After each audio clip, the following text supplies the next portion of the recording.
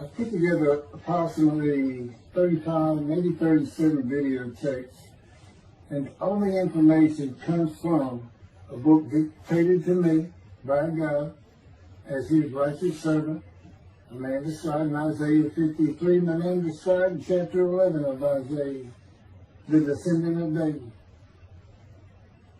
the twig from a shoot that grows out of the stump of Jesse. And it is a stump because of the vanished and shelled ancestral tree of the kings of Judah, the line of Jesus. He cannot be the man of chapter 11. He's not the anointed one. He's not son of David. None of that's true. The other book, that book is called Isaiah 53, the Day of the Lord. And there's about 3 chapters in those particular videotapes that come from the second book that we wrote not too long ago. He dictated to me the story of my life. It's to show you how I fit the verses of Isaiah 53 with regard primarily to suffering, familiar with disease. So that would be wounded, and as it turns out, cancer. But the other words that you find in Isaiah 53, punishment, maltreatment, crushing, bruising, chastisement, okay, that is all in God's power. That's all in God's power, all those words. But the books are unpublished. Shunned and despised, accounted afflicted by God, plagued. Nobody understands. This is so different than the Judaism the Jewish people have been taught. This Messianic era that will never occur. And we know it's not going to occur now once you believe who I am and how you cannot. After the mountain of evidence I have presented that is in those books, just as Moses today would have to say, well, look, I wrote Leviticus. You think I just came up with that? You think I just came up with all this information? Did I know how God speaks through an angel and who that angel is? Moses walks by a burning bush, it's not consumed. The angel of the Lord's in the bush and God speaks. I'm the one who explained that to you. I shouldn't have to go any further than that. God says the rabbis, the shepherds, they never listen to my prophet. They think they know everything. Well, I'm going to keep showing that they don't. This is primarily for the people who listen to them and not them. I don't expect them to ever respond. Because by responding, they have to say they've been wrong. Or that's just not what we believe. And so they won't change. The bottom line is they make money on it. That's the bottom line. God had me watch a video of Toby Singer just for this one purpose I'm about to tell you. He said, watch him raise his hand. He raises his hand to do his hair or rub his nose or something, and there's this big, fat gold watch. And this is how you know this is the God of old. He said, look at that. Look at that. I said, well, he does. He died. His skin died, silver died. It might be a scuba watch. He said, that's not a scuba watch. That's just a big, fat gold watch for everyone to see. And he makes his money on Isaiah 53. You guys said, at least that's how he really got going. I don't know. I know he has a radio show. But remember, I'm in the fire refinement. Everything God does with me is to draw emotions, because I'm going to be emotionless once I get to Israel, for the most part. He'll let me feel what he wants me to feel. But nobody can get under my skin. You can't bother me. Even if I seem like I'm mad, it doesn't carry over to my inside. And I don't think about it any more than while I'm, as they would say today, on a rant, getting on somebody. But I bring his reckoning. I laugh. I tell him, you know what I am, don't you, God? He said, I know you're a lot, man. I said, no, I'm the reckoning. And I am the reckoning. That's what I am. You laugh. Holy Spirit, man. I said, you know, righteous servant, David the shepherd, Elijah, prophet like Moses. You know, I like grass. What's his name? Grass. What did he do? He's a reckoner.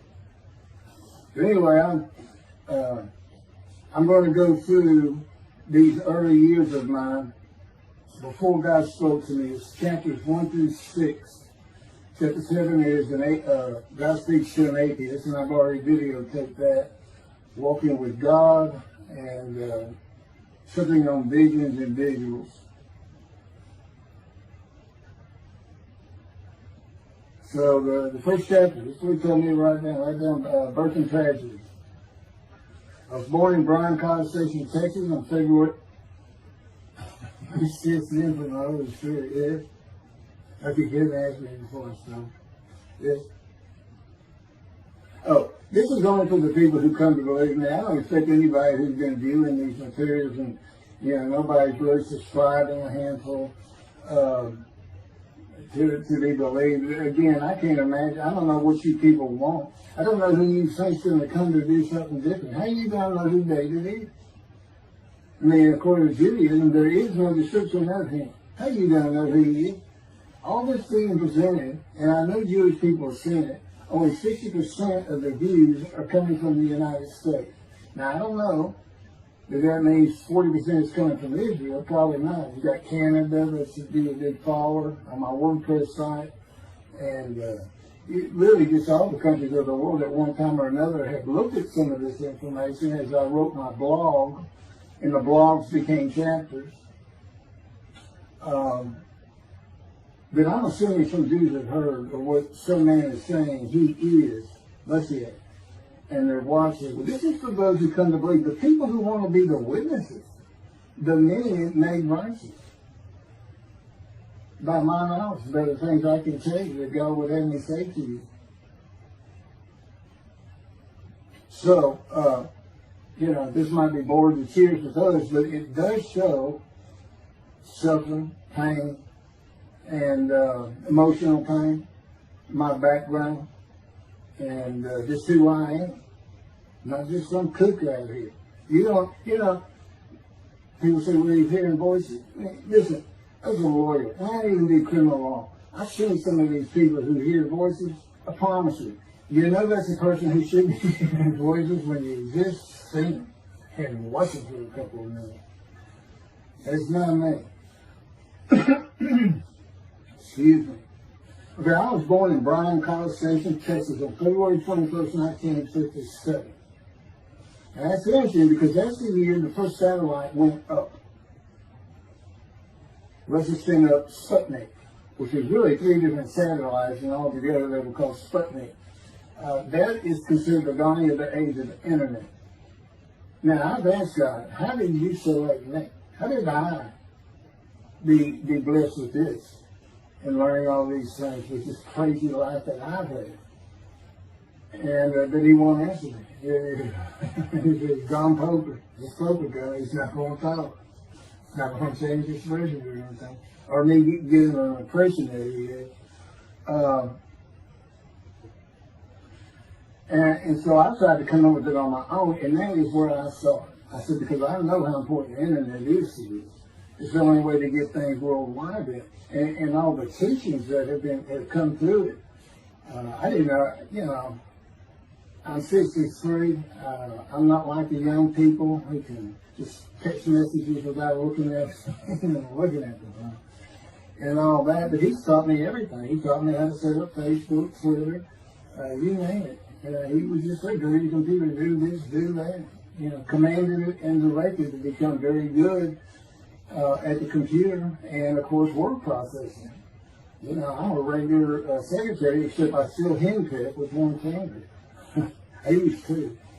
But God says that to show you I have perfect use of this disfigured right arm. It just doesn't have muscle in it, and my shoulders show you. Anyway, I was born in Bryan College, and that's where Texas A&M University is. And my dad was attending Texas A&M when I was born. I graduated from there 22 years later, which is a story in and of itself. So I was born premature in the 7th month of my mom's pregnancy. I was born in February, and there were many complications. My parents were told I would not make it through the night, and they should just take me home. Mind you, this is 63 years ago. The biggest problem was that my insides had not fully formed, and it was impossible for me to take milk. Mammy, my great-grandmother, told my parents, boil rice. Feed him the rice water. It's got all kinds of nutrients and minerals in it. Dad says he threw out a mountain of rice those first few months. And it would not be my last encounter with death. So my dad graduated, and we moved to Metairie, Louisiana, and his first job as an oil and gas geologist. He looks for oil and tries to sell deals to people who can raise money to drill. He gets money up front and a percentage of production once they get their money back. That's what he's done his whole life. And I became, as a lawyer, I became board certified specialist in oil, gas, and mineral law because I had found it so interesting. As a young boy, I became interested. But he rarely had time for it. The other part, I said, okay, well, I was born when the dawning of the internet, so he's got a selection process for 57. And I come from a dysfunctional family. Lots of drinkers, lots of fighters. And on my mom, her grandpa committed suicide. It's tragedy. Earthly tragedy. In the Great Depression, he lost everything. He owned land in what is now downtown Dallas. But then when she was about 4 or 5, her mother went down to the market square in Crockett, Texas, small East Texas town. Everybody has their courthouse in the center of town, and the streets on either side with stores. She went to the hardware store and purchased rat poison. She hadn't gotten hardly out the door when she opened it and took it herself. Died right there on Main Street in the middle of the day in a little small town. I don't know how long that would have been. My mom's 85 or 6. She was 4 or 5, almost 80 years ago. So I'm sure it was quite an event. And her dad took her and her sister's about 2 years older, to Metairie, and not Metairie, to someplace in Louisiana. But could have been Baton Rouge. And her father became an elevator operator. And you can still find this in Houston when I was at law school. I went to law school downtown Houston, but South Texas College of Law. And at the courthouse, they would have somebody sitting in there on a little stool and with a lever and take you up or down, take everybody up or down. With all the lawyers coming in for the court cases, it was packed. I'm sure they've done away with it by now. But that's what he did. And they found him one day or night. He had taken out a pistol, he shot himself in the head and killed himself. So now she had suicides on both sides of the family. And her father's brother took the 2 girls in. He actually adopted them. And she was about 10 or so, I believe. She's with him at some shack in East Texas, and there's not any phone in this place. And he took a shotgun, and I'm sure he'd been drinking there all known for it, and blew his head off right in front of her. I mean, that's all the circumstances I know about it. It doesn't sound like a good scene at all, but it scarred her for life. Okay, we've been taking care of her from the get-go. My father amazes me to no end. What he has done to care for her. See, they knew that was his sweetheart. Eventually, now at 10 years old, that's who he married. And they're both from Crockett, Texas. Small town people. I still take care of them. They've taken care of me for 10 years. Got to me from society. He made me quit law. terminate my law license in Hawaii and Texas, and took me into poverty. I've been in poverty for 13 years until I just now filed for Social Security early. But I give them more than 90% of it to make up for everything they've given me for 10 years, 13 years. While I'm in God's fire of refinement, learning everything I need to know. And I have learned most. There ain't any question.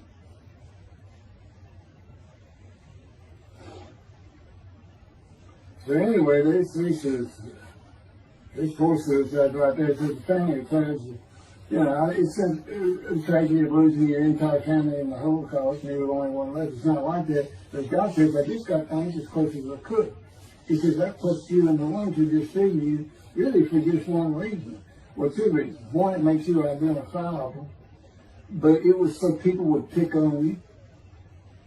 I wanted people picking on you because that's what happens to young Jewish boys. Just for being Jewish, just for having a disfigurement. People will pick on you. I told him since, I don't even really recall many people saying anything to me. He said, that's because you look like you crawl all over them if you did.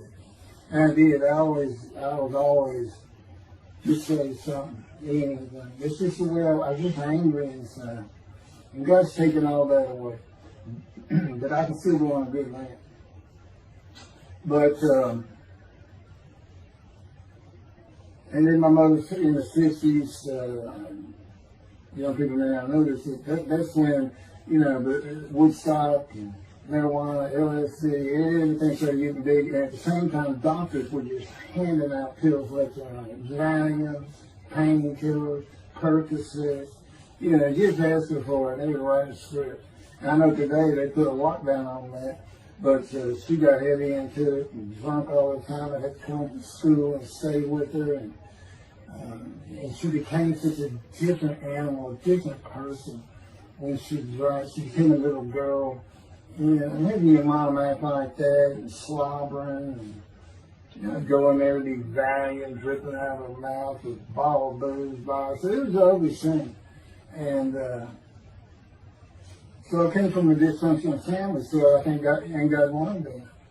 And He's there with me from my first year to next year that I live a life of suffering. He orchestrated many of my wounds. And He's taking me back in vision to see these things. And His visions is one thing you don't pick up in the Bible. When I say Bible, I'm talking about the Jewish Bible, the Hebrew Bible. It's not, unless I say otherwise. Which is like when God says, my people. If He just says my people, He's talking about the Jewish people that says, He may say the peoples of Moab, or just by the context, it's the son to another group. But that comes up all the time. So to add to that, she tried to kill herself a few times. And when I was 10, my dad was at a Texas A&M game in Dallas. And I know it was 1967, so I was 10 years old. So I'm very familiar with that particular game. It was against Bear Bryant and Alabama Crimson Tide. And he had coached at Texas A&M. So as you can tell, me and my dad are big Aggie fans and football fans. But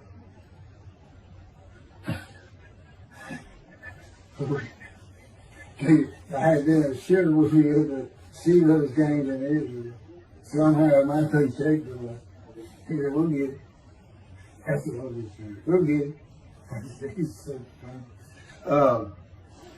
I don't know where my sister and brother were, but I heard some noise and I went down about 1 or 2 in the morning and our stairs curved and there was a little bay window cut out, and I looked down out into the living room and she's wearing newspapers on. And just sat there watching. Didn't know what to do. And she got down that paper and took out a butcher knife.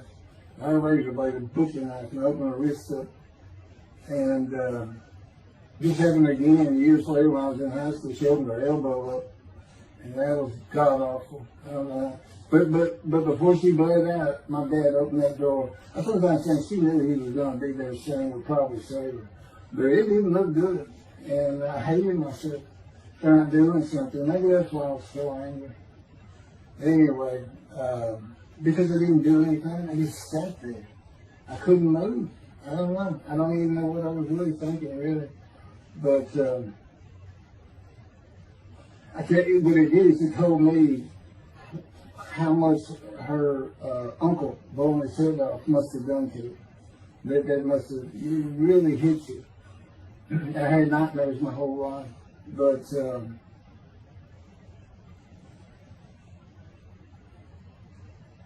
I was 16 when she did a thing with the knife.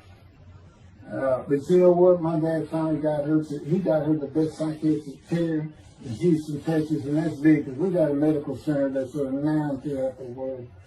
And they put me back together many a time. And she never did that again. And the amazing thing is how different she is in her very advanced old age. I mean, it's like she was never that person of the 60s and the 70s and the 80s. I didn't know how my dad survived it. I'd have never stayed. I'd have taken the kids and said, try to find us. But he's not out there. I've never seen two people who love each other so much. It's crazy. But anyway, I was married for 20 years and we weren't like that at all. I finally divorced for irreconcilable differences. Okay, my first major surgery when I was 2 years old. My first surgery. Up above here, I have a scar. I had my first of many surgeries. Been born without my right pectoral muscle, small shoulder, wielded arm. And then there was some, the movement of my arm was restricted. There was some tissue in here that had to be cut out. So they hooked me up and did that. I was born right-handed, but I do everything left-handed, except for light things. Like I shoot a basketball right-handed. I throw a ball right-handed. Darts, things like that. But bowling, I'm left-handed. Yeah, anything heavy. And I was quite average. If I had two good arms, I'd have probably been on scholarship. I was already offered a partial scholarship at a small school for track, even with this bad arm. But I just didn't have the fast start. You got to have two strong arms just pushing out in front of you. But I was some kind of quick and fast. So, we moved back to Houston, to a place called West University, a suburb. And this little story, I don't even like telling it, but I got to tell me I have to. And he had something to do with it, but I'm not going to go into that part of it. So anyway, I decided when I was in 6th grade, I was tired of school, didn't want to go anymore. I don't exactly know why, I just know I said, that's it, and I'm not going. Dad can't get me up and finish school, I said, I'm not going. And it was on. He was going to get me there. It took him about an hour to get me to the car. Fighting and screaming and running around, hiding, getting under the you name it, I was doing it. And anyway, he finally gets me to the school, but he's too tired. He wasn't even going to try to get me out of the car by himself. So he get out, and he goes and gets the principal. Now, my dad's about 6'3", but he's real slim. And but he comes out with his principal, he's taller than he is, and he's a hefty guy. He's burly. Anyway, so they tell me to get out of the car. I said, I'm not getting out of the car. I'd already locked the door. And only the two front doors were locked, and it was those locks that you pull up and push down. And so my dad used the key, and he opened up, he popped that lock up, and I slammed it back down. Said, I'm not going to school, I told you. He took some keys, they started throwing the keys at one another over the roof. And the principal was trying the same thing, and I'm slamming his door, I'm leaping across the car. But I don't know how long I went, but they finally, in 5 minutes maybe, seemed like an eternity. I was terrorized, this way I looked at it. Anyway, the principal got it open. And I saw that door open, and I got back on the far other side of it, by the steering wheel with my back against the back door. And I curled up like a ball. Had my knees on my chest. And he reached in to get me, and I unleashed on him, kicking him in the face with everything I had. He broke his glasses, and his orbital bone got shattered. So, That wasn't my first principal either. There's another one. So, but anyway, so they carried me in, and it was very embarrassing, just crying. But again, funny thing, nobody, because I stayed with this same group for 9 years, going through West University and the junior high there that you go to. Nobody ever said anything to me about it. And I knew some of those kids that were in that class.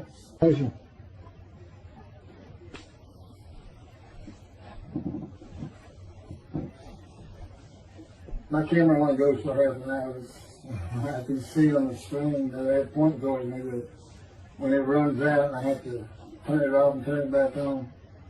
But anyway, that ended my fight with my first principal.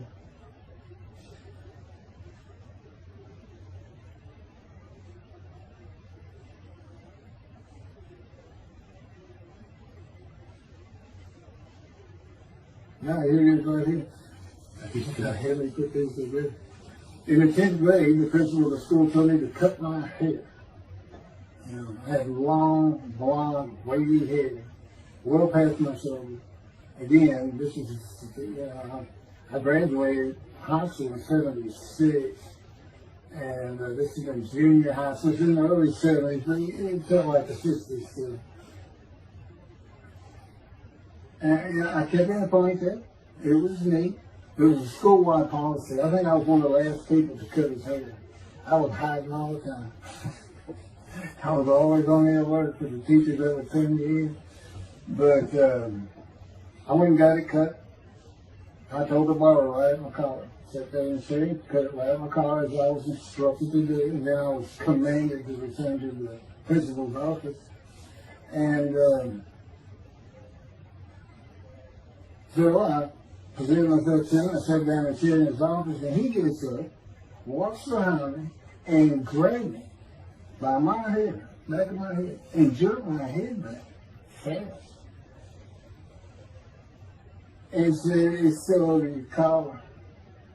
Now, I don't know if I did a backflip out of that thing. I can't really recall. But what I do recall is it took 3 people to get me off of him. And I was permanently expelled from school. Which ended up me leaving home. It wasn't a runaway. I'm just out of here. I'm tired of everything and everybody. I ain't going to school ever again. Hate school always there. That was me. Yeah, they had to pull me off of him. I understand through a friend of mine. He said, "You know, my brother went to that school. He heard some stories about that guy." I thought that wasn't me. Second major surgery came when I was 12 years old to try and repair my right knee and just below it. I was going full speed in a field. High grass and weeds with a family dog. And God says he had something to do with what the dog did. For no apparent reason, just suddenly he was running at my side. And he just bolted, he just stopped going straight to the heart of the left and went right between the legs. I go sailing in the air, and I came down on my knee. Except my right knee came down on a broken Coke bottle, Coca-Cola. And they used some thick glass back then. It was stuck nose down, way down. It was all broken up, but it was the bottom all jagged at my knee. You know, they said it went to the other side of your knee. They said, "You got that whole field in your knee." But when I got to the hospital, I sat there for a long time. The first officer came in and just told my mom, "I'm sorry, you know, I'm in the room, you know." He said, I can't repair it. It's not repairable. We want to take it off. You can't use it." And I already knew that because as I started screaming and yelling for my dad, he finally came back. This field was behind our house. It was a chain link fence, and in the field. And you know, my dad finally heard me. He got over. He saw the blood and saw something. He scared to death. I'm going into the shop, and he got me to put my arm around his neck, and he said, "Can you walk on it?" And I tried to just collapse. It was useless. It was awesome. And then I had to climb over that fence. And my mom was going crazy and screaming and crying. And he had to go take care of her. I'm sitting in his bathroom, my leg all opens up, and I'm just getting sicker and sicker. Nauseated, scared, I was crippled. And but anyway, they get me down to the hospital. And just, like I said, first officer, just like, you know what to do. And just like then, and God said he knew he was going to be there. This doctor walks by, and my mom recognized me. And she goes, Dr. Kane. And she runs out the door. Well, it is Dr. Kane. Her mammy that I mentioned earlier, in her old age, very old, maybe in her 90s, I don't know, late 80s, but living with her sister, broke her hip. And this doctor repaired it. This is a long time ago, people. Repaired it. She actually walked again with a walker. I remember. But that's who this doctor was. And she said, my son, they're going to take his leg out. You've got to come look at it. And this Dr. King actually became the medical doctor for the Houston Roads. He repaired me and me before and after me. I guess that's what he specialized in. But he was at the hospital just to do rounds. He wasn't dressed for surgery or anything. But he came in that room, and I mean, he was livid when he looked at my knee and knew how I'd been there for like 5 hours at this time. And he just started barking orders about getting me prepped for surgery, and he takes off to go get prepped. And they literally ran me down to surgery in Montgomery. I mean, they were trying. And this kind of fear they put in everybody. Anyway, I was in the hospital for weeks, and I woke up with my leg. I was glad of that. They had a cast in my hip and my ankle. And he told me, when I finally was being released, he said, if you put any weight on that leg, you'll never walk again. So, I can't remember, 6 weeks, I don't know how long it was that I had that cast on. It wasn't my first cast, it wasn't my last. Or maybe it was my first. Maybe it wasn't my last. That's another story. We're not getting very far. There's 6 chapters, I'm barely getting through the first one. But what I'll do is I'll just do 6, just like I did with Isaiah 53. I did 6 or 7 videos, 7 I think. But then I joined them all together and put it as one video, the definitive commentary of Isaiah 53, which comes straight from God, by the way. I mean, you can contest what I'm saying all you want, but it makes perfect sense. For the first time Isaiah 53 is explained. And I've come to the smartest religious view in the world who can see that, and what the wounding and the punishment, everything's about, and how it's really, in some ways, a snare to the Gentiles for the day of the Lord. Because he knows he can take me and just decimate any argument they want to put forth. You know, in particular, I'm blemished. I'm the Antichrist. In that I am exact opposite of Jesus Christ. Okay, he's so smart, he was keeping the synagogue at 12. Supposedly he was the perfect, beautiful man. I'm just figuring. You know, I'm not bad looking, but I'm not, I'm not Brad Pitt or anything. Anyway, it's shine, I wasn't a visual sinner. I was a good person, I was good to other people, I was very compassionate. I said there was already a lot of humble in me. You laud myself and the things I could do over others. Like being the fastest guy on top 5 at school and the fastest in the neighborhood. I didn't brag on myself. But as he took me back through my life, and informed me when things were sin, it just seems like I touched on all of it. And if murder in your heart is actually committing that sin, as the Christians say, I don't really go with that, but there's really not much I can miss. So I'm a sinner. Jesus would say, well, I'm a sinner too, I'm lying. All you got to do is read the scripture in the gospel, just see where I'm lying. That's easy. And I came from the bank's line. I thought I was the man of Isaiah 53. I thought I was going to be exposed to death, but given long life. This is what he would tell you if he was here. He said, well, you know what happened? They crucified me. And on the cross, I realized I'm not that man. This isn't exposure to death. This was like a sure thing. Father, Father, Father, why have you forsaken them? That's Jesus Christ saying, I'm not the man of Isaiah 53, and I just figured it out. That's what that means. Has God's one time. You sure you didn't have that written? Why on earth would they write that down? They forget about it. They just thinking it. So that's what it's about, Christians. They got their way. They can explain that being counted a sinner means he got crucified with the sinner beside him being crucified on each side, left and right. So there's three of them, so he's counted a sinner. Okay. You know, it's supposed to be the scripture. Don't be able to find a person to do. You might tell Judaism the same thing. You know, this is to find somebody. It's not the people of Israel. They're all kinds of people. Now, we're looking for a guy so God can have a Moses. Why? We have a new covenant. Why? It's the day of the Lord. Why? Jeremiah says so. That's why. It's so easy. The lamb blooms again.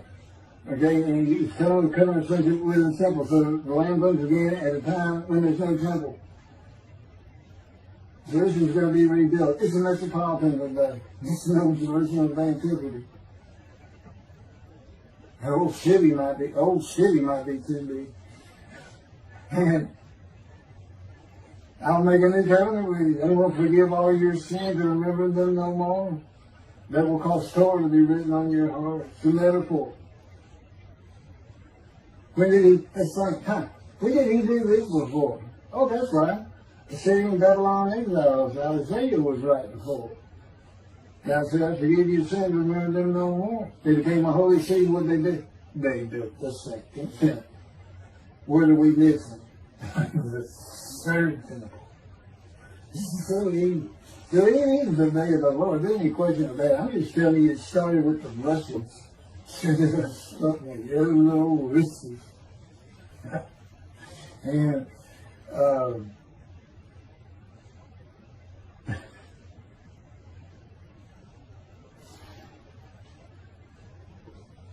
he's bringing the covenant. He's got to have a Moses. He's never sent a prophet like Moses. So he was saying, it's Joshua. No, it's not. I'm leaving today, the day of the Lord. And guess what? He gives us a description of him. He knows this is a time of secularism, reliance on science and medicine and doctors. And you got so many more people who the only book out there is not the Hebrew Bible. There's a lot more books in it. You know, there's all kinds of distractions, television, cell phones, computers.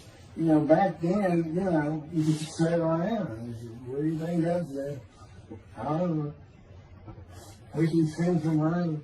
You know, it's just, I said it was easier to get them back then. But here it is. It's here. And God said, you see why I put sugar and the spies in there? Because for a while I said, God, you know, this is before we really got the books done and everything. I said, I'm just sitting in a room. I can't really tell anybody saying the size of that. Counting and plagued, afflicted, by God and everything else. He said, well, how do you feel now that we've been putting all this on the internet, guys, that just sounded the spies? Yeah. I can say, there's no question this ain't gotten back to those two. I said, you keep attacking them like this, and I'll be certainly sure, just in case I'm wrong. But, because he won't actually tell me, he won't tell me anything, this is a rule of thumb, he won't tell me anything that I cannot find out or become knowledgeable on or informed on of my own. Which means about nothing, because we're in a room all the time. The adjunct of the Holy of Holies is what I call it. I live in the Holy. I'm like the priest who can go, the only person who could go into the Holy of Holies was the high priest. And that's what I'm like. As a matter of fact, God had me write down, just as he had David write down, there's Psalm 151, where God said, it's on a video, where God is speaking, where the Lord came to me and God said, quote, and within that, he says that he declared me. We actually used the song where he declares it for David. He declared me an eternal priest in the order of Melchizedek and King David. and a rightful king, small k, and a rightful king. And he also declared, I'm the righteous servant. I mean, that's God talking. I mean, he's using it when he dictated to me. It wasn't, to be written in my personality. That's him. That's him doing a new song. So, because he does that. Even in the writings, the person doing the writing, whatever prophet it was, or Moses, or David, if he wrote Samuel 2 and Kings 1 until he died. As I say, God says, look, just assume the central character is the one I had right. Because their lives change when I come to them, just like mine change. This is not anything I could have ever conceived or even bothered thinking of. I had never read the Bible my whole life. If he hadn't told me we're going to the bookstore and get you a Talmud. That was 13 years ago. And my answer was, what's a Talmud? I didn't know anything. And look at all this knowledge. But this is it. This is the only power he's going to use in creation. He's not going to perform miracles. He's not going to have me performing miracles. And he's not. He said, the only power I'm going to use is on you. What I can get you to do. He said, I can take a Gentile Texan and take him to Israel and get my temple built. Okay. He said, because that's what you say to God all the time. Okay. Yeah. And one night, I hadn't even read Isaiah 53. He didn't come to me and just say, offer yourself for guilt. I crushed you with cancer. It was me that did it. That's not, I wouldn't have known what he was talking about. We finally get to Isaiah a couple of years later. He said, keep reading Isaiah 53. Is that okay? And so I read it. I said, okay, finish it. He said, who do you think that is? I said, I have no idea. I could barely read it. I didn't know what it was saying. I said, I think these verses ought to be up here. I said, you sure nobody messed with this thing? He said, nobody messed with it. Just sit there, I got Isaiah right. He said, that's you. I said, oh, okay. I couldn't have good luck convincing anybody. I couldn't tell what he was saying. He said, before we can get done, and he's right. I've been over that thing so many times. From my original version of Isaiah 53 that he dictated, or told me how to put together, but every sentence, every word is, we changed it up and added things. I've learned things. Like I didn't know about the chest of devotion. I didn't know why the angel was leaving early in Malachi 3, but I do now. And all that would cause an amendment to my midrash in Isaiah 53. And, the book has me, these are all videotapes now, me and Rashi. Rashi, the first one to come up with this is Israel. And, I look at his answers and I just shake my head sometimes. You should see his answer in Malachi 3 to the angel of the covenant that you desire. There's only a covenant of friendship and a covenant of Jeremiah. And this is his answer. It's midrash, so he just takes a section of the angel is on the way. And it just says the angel of the covenant. And his commentary is the angel that avenges the revenge of the covenant. I said, what does that mean? What are you talking about? And I said, God's being funny. He said, I don't know. I said, you do know. As if I'm not telling you. So, God likes to feel as though he's laughing. He doesn't actually laugh. He sends me a perception every day. Or he uses me to laugh. I've mentioned that in a video. Because he can't. He controls my words. I learned that in walking with you. Just one day, I'm talking out loud as we go. I'm discussing man and divine beings as though I had a sermon I was giving or a speech to somebody or a seminar. And I'm rolling, and I can tell he is really making this thing lock. He's taking it from here to here to here. And we're going. And I'm going. And all of a sudden, I use a word or a couple words that I simply don't use. And they're not what my mind was even thinking of. They just came out. And I just stopped.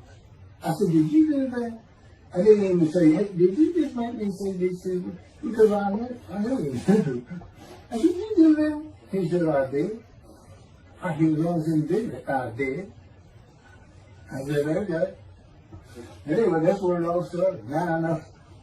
Okay, he'll do that. That's the Holy Spirit. Using me. He doesn't sound like that. But he'll use words like that. So he's getting bored. They like to cut. Let me just say this probably got you don't know. It's not all the time. It's sometimes we do tend to get kind of silly in here. But, they do things after a while. I'm like, I took a kindergarten teacher and I got two of those kids that you just shake your head at. You say, this is a handful. These two, nothing but fun. Always throwing around, looking for a laugh. And the Spirit's always working in heaven. There's God laugh, as it were. Again, He doesn't actually laugh. It's a perception that's His emotion. If God has any emotions left, because worrying about other people's pain is not one of them. He made that clear to me. I don't care about your pain. And just saying it makes you mad. It's as if drawn in. And He do so many times over and over. He says it's easy because now it irritates the fire out of it. He just started. I said, how do y'all keep doing this? And one day I told him, I said, I got it. Which means it actually came from them. I got it. You never grew up. You never got sent to your room. You never had to climb that mountain to achieve something. Put yourself out there. Nobody's ever hoped you. He said, I said, that's what it is. You never grew up. That's what it is. Yeah, I'm dealing with the child guy. That's what it is. Help him all you. I think he came down as mean, very serious mature guy. I didn't bring that argument up anymore. But that's how it gets to me sometimes. It's an incredible life. For me, I'm not going to get to him. I get to him at the end. I'm getting close to when I got shot. I thought that was a new chapter. I was done. Well, I'm going to put this is getting long. Anything over half an hour, we try to stop. Now, my Isaiah 53, 5 hours. But, I watched it all one time ago. He doesn't hardly let me watch it. Yeah, I don't even watch them before they get posted. He said, no, you watch it later. Because it comes on the TV that he got me. And I didn't know at the time it was going to be, that he was serious about doing videos, and I certainly didn't know about making it a backdrop. He decides everything. He tells me when I eat, when he gets up. I don't sleep probably at all 2 or 3 hours a night, and sometimes less, and take a half hour nap sometimes. But I found out I feel fresh. I don't need no service. You're not really doing anything. Why do you need a lot of sleep? And see, that used to make me mad. Now it is later. Thank you very much for listening. I'll pick this back up on another video, and eventually I'll put these first 6 chapters, just like I did Isaiah 53, because it's a book that he dictated to me. I can't get it published. I'm going to put it on YouTube. That's why I'm reading it. And as I said, if you don't want to listen to it, don't listen to it. But the information that's in these books and in those videos is, that's not proof. And quite frankly, God said, if that's not enough for them, well, that's just too bad. Utter destruction is what they end up getting. They better learn how to listen to proper. See, it's no different than the people back then. They'll say, well, why didn't they listen to Isaiah? Why didn't they listen to Ezekiel? Why didn't they? They laughed at Ezekiel. That's what Rashi says in his commentary. I didn't know it was laughing at him, but just ignored him. Everybody thinks they know it.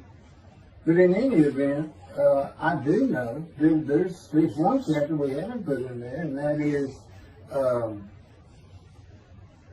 recognizing a prophet in time. It says Moses vouched for Joshua, so he didn't have to be tested. And the problem with all that is, and I think why God hadn't had to put it on video, is that they're looking for a seer, somebody who can see the future. You see, that's antiquity. And that's not what you're looking for today. This wasn't a seer. And none of the prophets were serious. They just wrote down what God told them to write down. God's the prophet. He's the one making prophecy. And what he does, he doesn't actually just see the future. He walks it through. He says, okay, right here is when they're going to send with the satellite. This is where humanity will be at that time. He can walk it through in his mind. As I mentioned, his eyes, he doesn't have them. It's just his absolute knowledge of all things. He can form a picture of this frame. Me, it's in here. He knows every atom of my body. And it's like he does a vision for himself, a visualization. That's what I call when he puts pictures in my mind. And he puts it into the spirit's mind. And they're both within me. You know, the big cloud that just came down. If you're sitting in a room with me, it envelops you. But it engulfs me, it goes through me. My little spirit cloud becomes part of the big cloud. That's why God is in his spirit.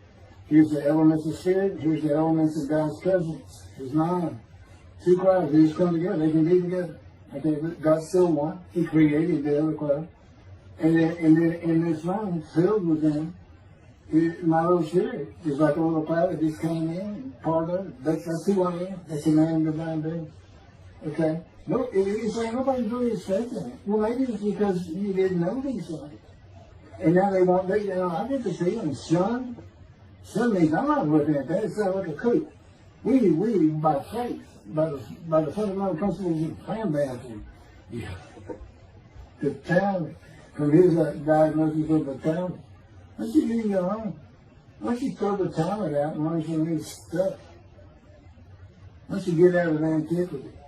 Every religion has an end times like that. Every religion ends up with utopia for its people. Everybody. Well, don't be like everybody. You're the Jews. Go there, let's get practical. Let's have God in our midst again, in a man like he was in Moses. Let's point at him and tell the Christians that is the man of Isaiah 53. Here's what it's about. God said he's coming back. He told us, we're not waiting on him like you. He said when he was coming back, he false prophesied 5 times. He wasn't coming back. He wasn't who he thought he was. He told us on the cross. I'm not the man of Isaiah 53. He tells us. What else was he doing? Well, what did you say? I'm about to die. What do you think he's talking about? What do you think he's thinking about? You're not supposed to die. He thinks he's the man of Isaiah 53. So do they. It's mind-boggling because I'm the man. And there's nothing about me that says Jesus Christ. Nothing. You see him, he cussed up. I cussed him trying to die. I'm begged for death 1,000 times. He said, it's not been 1,000 times. I said, it's been hundreds. He said, well, that's true. You have cursed me more than any man in the history of mankind. He said, and you did it face to face. I said, you should have made me so mad. He laughed, y'all. He laughed. Without cutting him, he did make so mad. And oh, you're kidding. That's right. He gave me his perspective. This is what I did. It's a key. Imagine you created ants. And ants are living beings. In other words, they can think and they have emotion. Okay, you get a great big ant farm over here in the room. Okay, you decide you're going to get one ant to get all the other ants to do stuff. But you got to get him ready. And you get him ready the way I'm getting you ready. Now, he's married. Right? How it is. Yes. He's good. Now, maybe I'm always laying in the bed. I got a big table, I got a microwave on, I put my computer on, I got a big fan I like to have on. And he said, look over that table. Now imagine that ant got licked.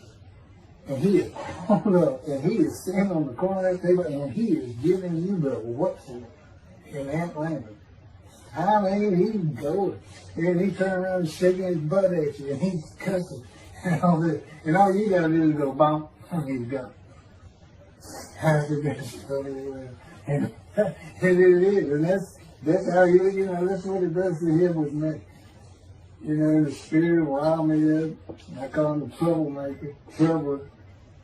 He's so funny. But God's so humorous. There's a difference in their humor. Okay, I'm told that does wrap it up. I'm going to pick up a gunshot. I guess he was fortunate accident to my knee. They ended up opening me up and swinging my breast and my pelvic behind, and now it's been 3 times. and eventually, the lung cancer, and colon cancer, and skin cancer. But the lung cancer is when they told me you should have died from colon cancer. He said, but this is it. We can't take that. It's too advanced. You're gone. And prepared to die. That was 20 years ago when the planes hit New York. It was the planes hitting New York that got me up off the ground one last time to see one more life.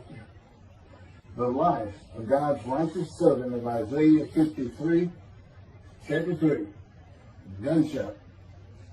Shortly after I recovered from my knee injury, I moved to Fort Lauderdale, Florida. I was not happy about it at all. It turned out to be a lot of fun. I made some great friends to celebrate my 13th birthday.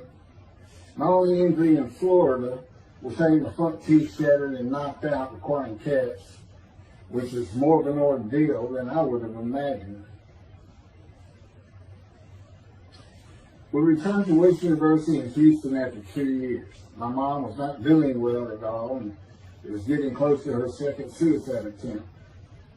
I was back with my old friends and did not have much supervision from home, and I failed ninth grade. I made my own decisions, and I rarely listened to others. And after being set back a year at junior high school, I made a few new friends, which led to my next serious injury. My best friend was a Spanish Italian whose father was from Sicily. And he kept a machine gun and a violin case in his office at the restaurant he owned, where his son and I were waiters. It was called the Godfather. My son was the best pool player I've ever known to play with, an absolute natural. I will call him Antonio, but that's not his real name. Antonio's girlfriend was a Jewish girl. I will call her Rebecca, but that is not her real name. Antonio was a Catholic Christian. Rebecca did not practice Judaism, and Antonio did not go to church. I was a confirmed atheist, and we never talked about God or Jesus. Rebecca's father had foreclosed on a ranch about 8 hours from Houston outside of LaGrange, Texas, Fayette County.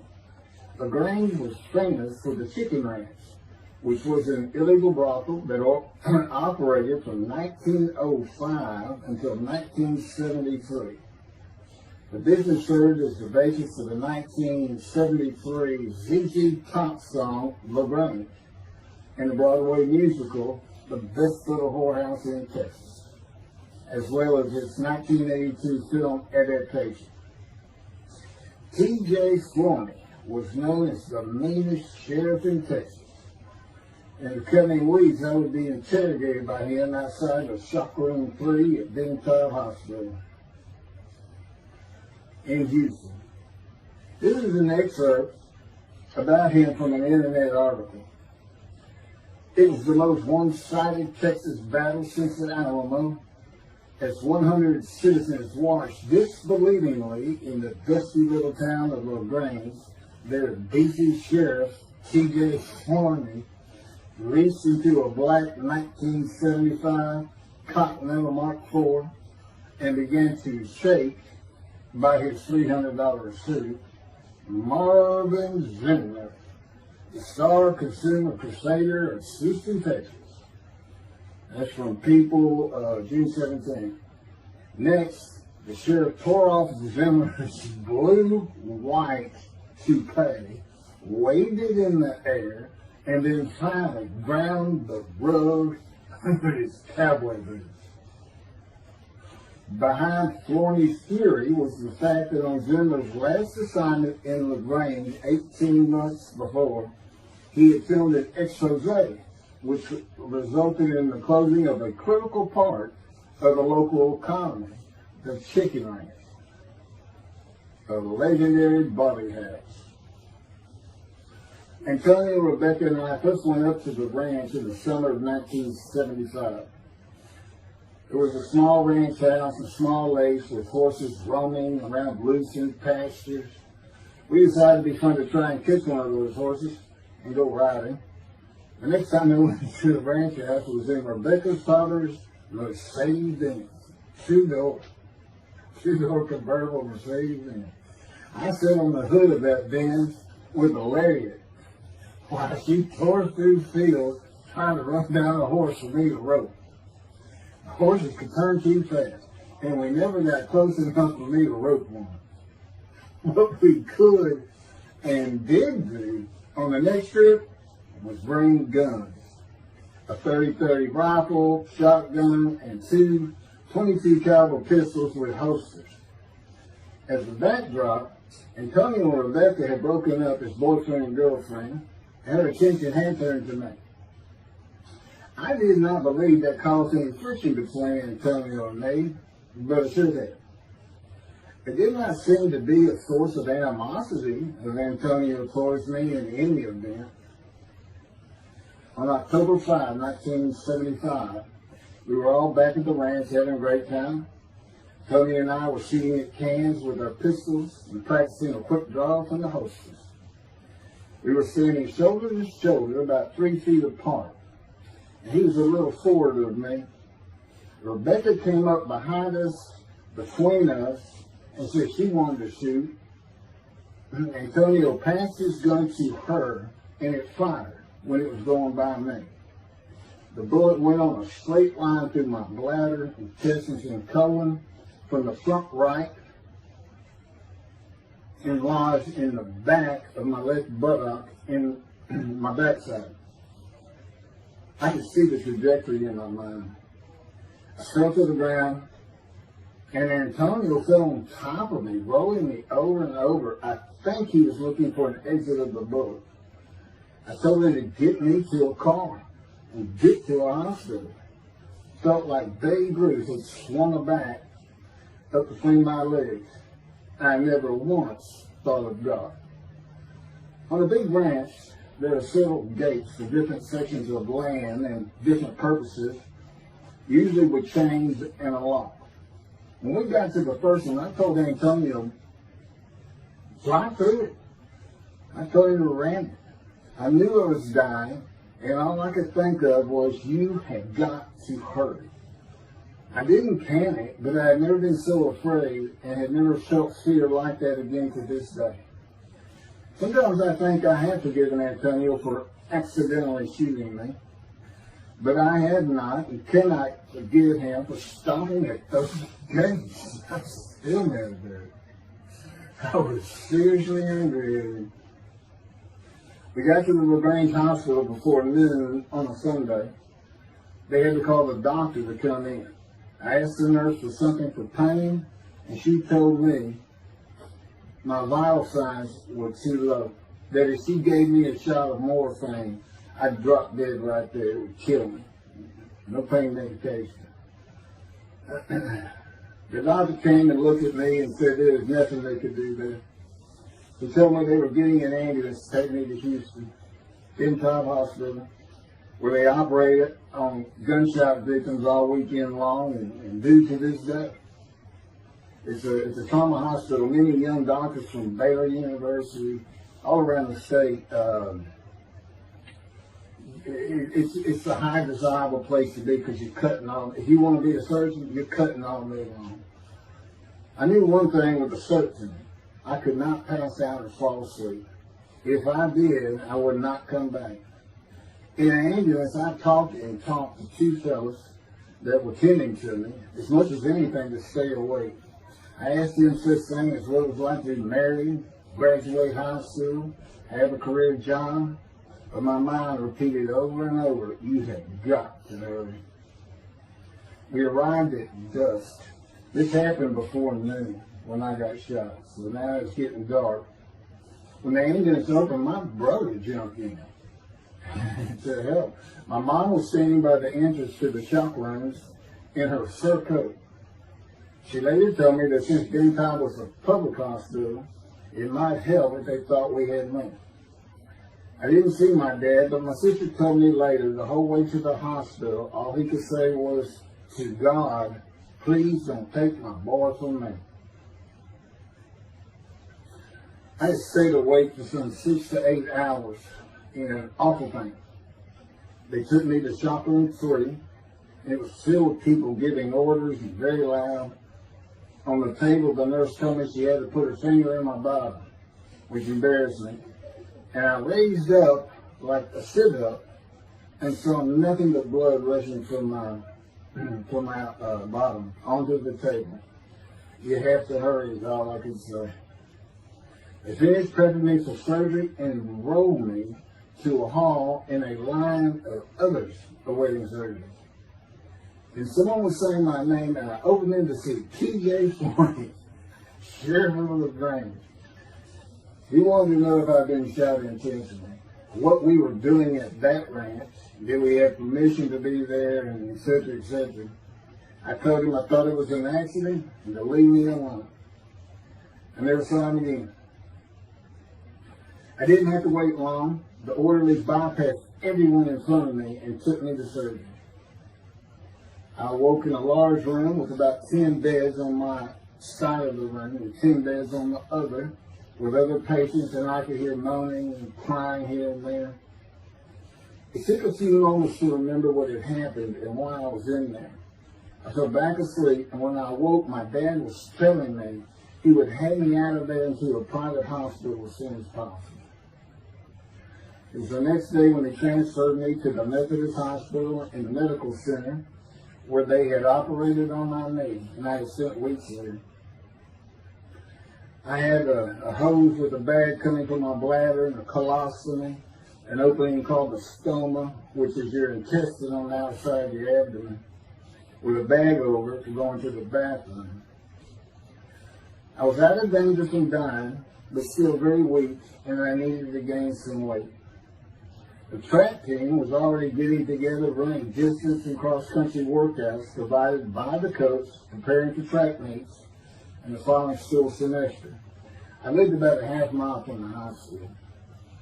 The day I got home, I walked to look at the track. It did not seem possible I could get back in shape. I was afraid to cross the roads to the school.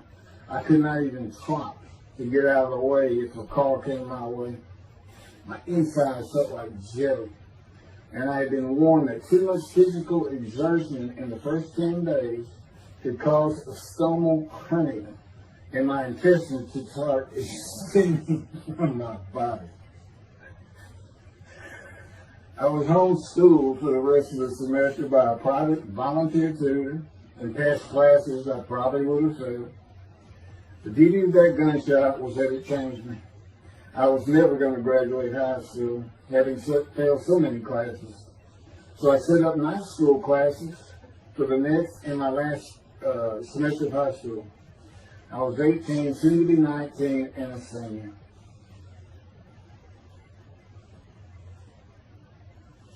Chapter 4, College and Law School. Before the summer of 1975, one of my best friends in the track team, who threw the discus and shot put and field events, and was a senior, told me he wanted to do something big the coming summer before starting college at Louisiana State University, LSU. I was only a junior and I had no plans for the summer. He mentioned this to me, and I began thinking about how long it had been since I had been to Colorado. My father, who had really good years and many so-so years, depending on how the oil and gas industry was doing. And when I was in junior high school, he had sold some prospects, had completed a few wells, and had purchased a condominium in Pagosa Springs near Durango, Colorado. My friend's name was Keith Miller, and I called him Miller. He had given me the name of Say Babe. At one of our night track meets, I was running the 330-yard low hurdles, and the last time was behind bleachers where the officials lost sight of us for a few moments. A runner 2 miles left veered out of his lane into mine and took my hurdle, and I had to slow down and go around it, yelling, "Hey man, that's my hurdle." I wasn't happy. I do not remember how Miller knew what I had yelled, but he was probably on the football field inside the track, working on shop putting dishes, watching me run and hurt me.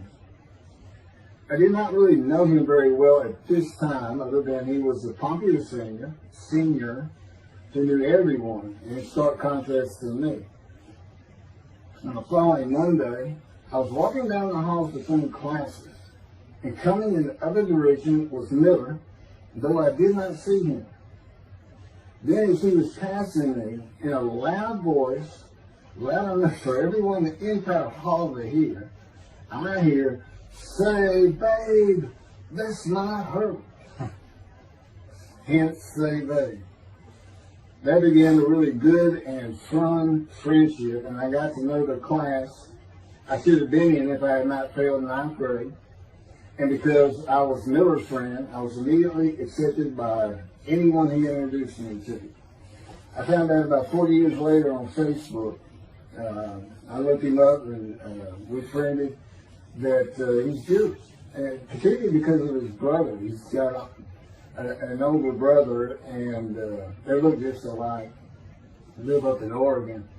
But I did not know that. It's not something we ever talked about. Just didn't think about it. I'm sure he wasn't observant at the time. I told Miller about my dad's condo and suggested we plan a trip up there, backpacking the Womanichi wilderness of the San Juan National Forest. I had hiked there while in junior high school with a friend and his little brother. I had a driver's license in my second year in the ninth grade. The prominent 13,000-foot peak is 10.7 miles from the town of Silverton, which began as a silver mining camp in 1873, and that is where I plan to take Miller.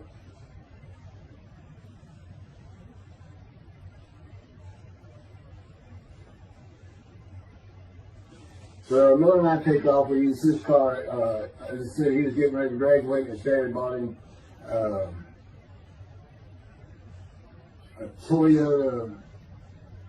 Can't remember the name right now. My dad's condo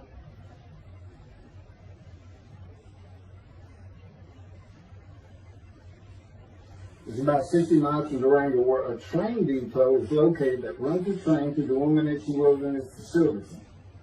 The train is an authentic, narrow gauge, steam-powered, coal-fired, scenic railroad train ranked one of the top 10 scenic railroads in the world.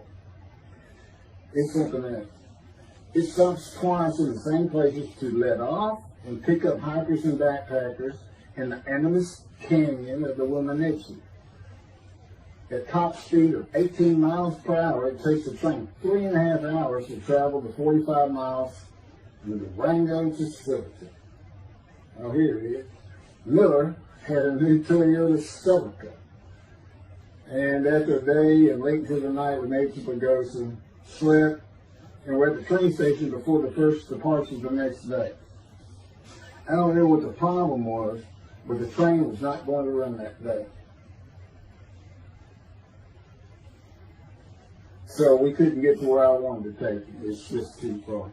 We decided to get a hotel in Durango and just head down the train tracks into the wilderness and explore an area I'd never seen in with the maps. We got lost. And at one point we decided, let's just put these backpacks down and you go that way and I'll go this way. Well, we did that. We went back up and then we couldn't find a backpack. And we did finally find them. We slept that night, and we had a big black bear episode because we left some food out on the ground, which we shouldn't have done. And but anyway, we ended up making it back. We had one of the best party nights I've ever had in my life. We hit the main street in Durango, which is a tourist hotspot, and we hit every single bar. You could drink at 18 back then. It wasn't 21 as it is today. And we did. We made sure it was like a go. Okay, so every one of them had at least one drink: shot of whiskey, Boilermaker, beer, whatever. I can't really recall other than I knew I had been drinking the night before when I woke up. But we did. We hit both sides of the street. I don't know how long it took us and how many drinks we had, but we just had a lot of fun.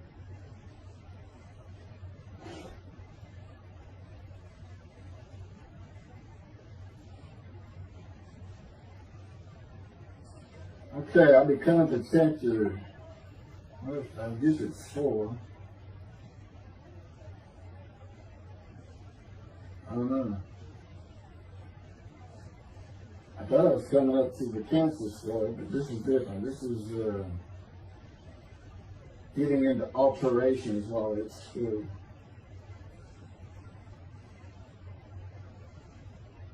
So anyway, I was shot on October 5, 1975, and by early December, so it was October 5, and then in early December, I had surgery again to put my intestines back together, which was, you know, it was dicey. You know, they kept telling me, we don't know if we can reattach.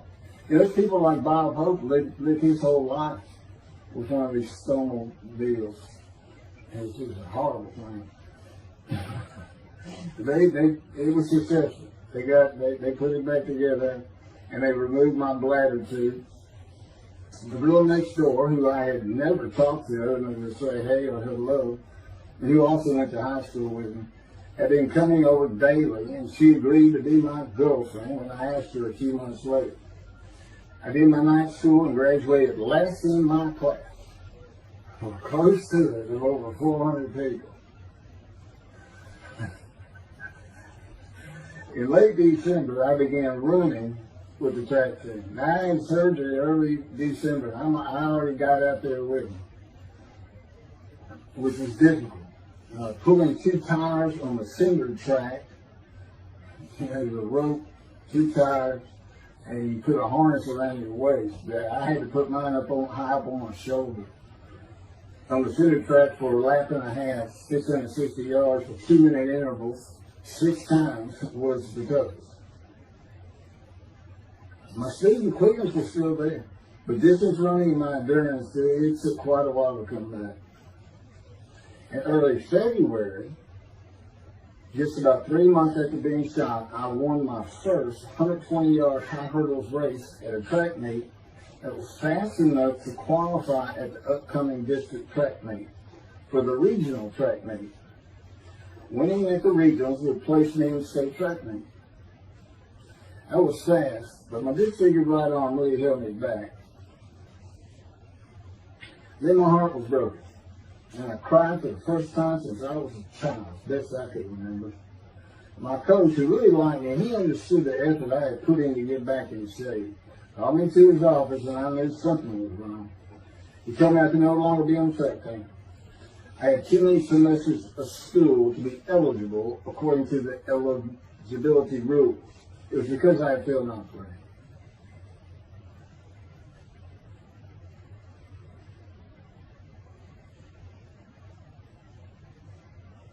And of course, I had no one to blame but myself. Skipping school all the time, just not trying or caring about learning was why I failed. I was not lacking in intelligence and common sense as many people thought of me. I could and often did read a complete science fiction paperback book during the school day. One day, I get them from my brother. I just sat in the back of each class and read my book, and the teachers always left me alone. I also was suspended from school a couple of times for fighting. First fight was in the gym in the bleachers, with the principal on the floor telling us the do's and don'ts for the second semester of the 10th grade. This is 2 years before I was shot. I found out he already knew me by name, and I had never talked to him. The second fight was with the same guy, but this time we took it across the street from the school. He had about 10 of his friends, and I, being pretty much a loner, I had none. They were African American, both sent to school from neighborhoods far away. And I just didn't understand them, or know why they even talked to me with words I did not get, like word or say, man, can I hold $1?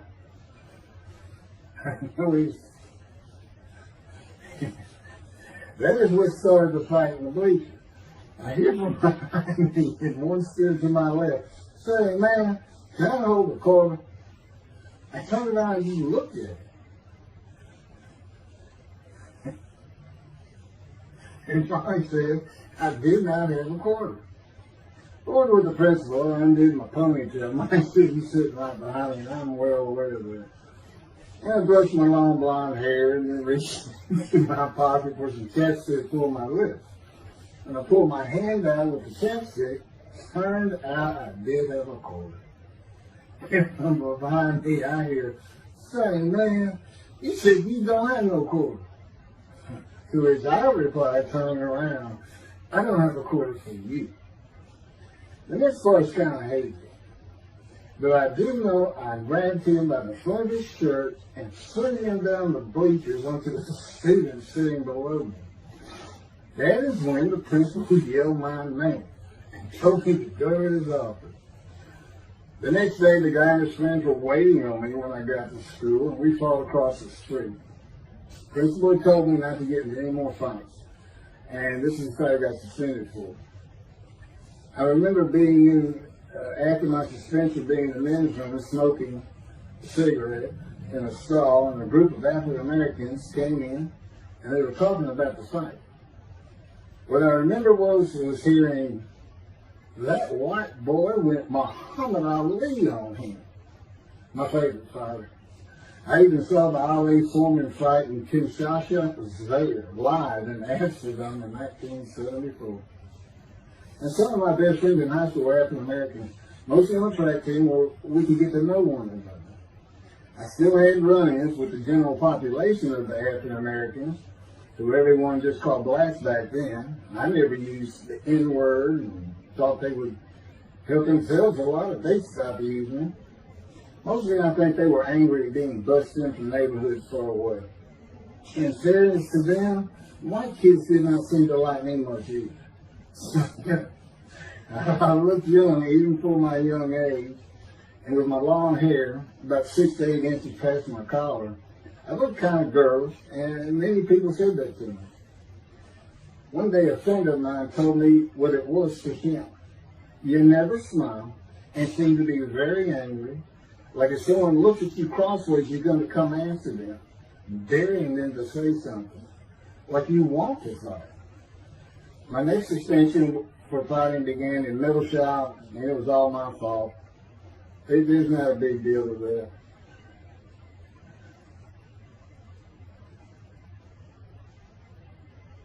The last fight I was ever in came right before I was gunshot at the ranch. The accident really changed me and the way I looked at life. I never got in another fight after I got shot. It took some of the fire out of me. My longtime friend from junior high school and I were at Memorial Park at night and walked down a train track that ran through the woods, away from the streets and recreation areas. We went to the center of the long railroad trestle bridge that ran over a bayou to wait for a train to round the corner from either direction on a single track. When a train would round the corner, we had to run and jump off the trestle after clearing the bayou. We were drinking beer. As we were sitting, we started talking about the price of gas at 44 cents a gallon in 1975. And anyway, the train weren't running. We got up to leave, and as we're walking down the steps, she said something about my father and about how to find oil and gas. And I turned around and just hit him with everything I had, with my right arm. And I realized what a stupid thing to do. I called him the Big Sweet. He's huge no reason.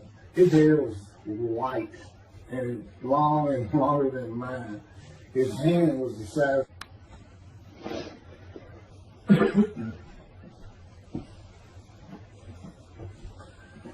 And I had nowhere to run. That was the really dumb part about it. I mean, I couldn't move. I couldn't use my quickness. I couldn't box as I had with the fellow across the street. And he just took one big thing. He's very athletic. The coaches all wanted him on the high school team, but he didn't want to, football team. And but anyway, he hit me just one time. That was the whole fight. It was just 2 hits. My measly hit with my right arm. I let it fast, And I hit him when I wanted to hit him. Well, I say that. I didn't even think about it. But he just about knocked my senses. I mean, I saw it red. And so anyway, that was it for our friendship. We just, although after I got shot, he and I got back together a little bit, but by that time I had met Denise next door, and I wasn't going to be going out drinking beer at the festival anymore. It's going to get serious, and that's when I set up my night classes and everything. Her big sleeve.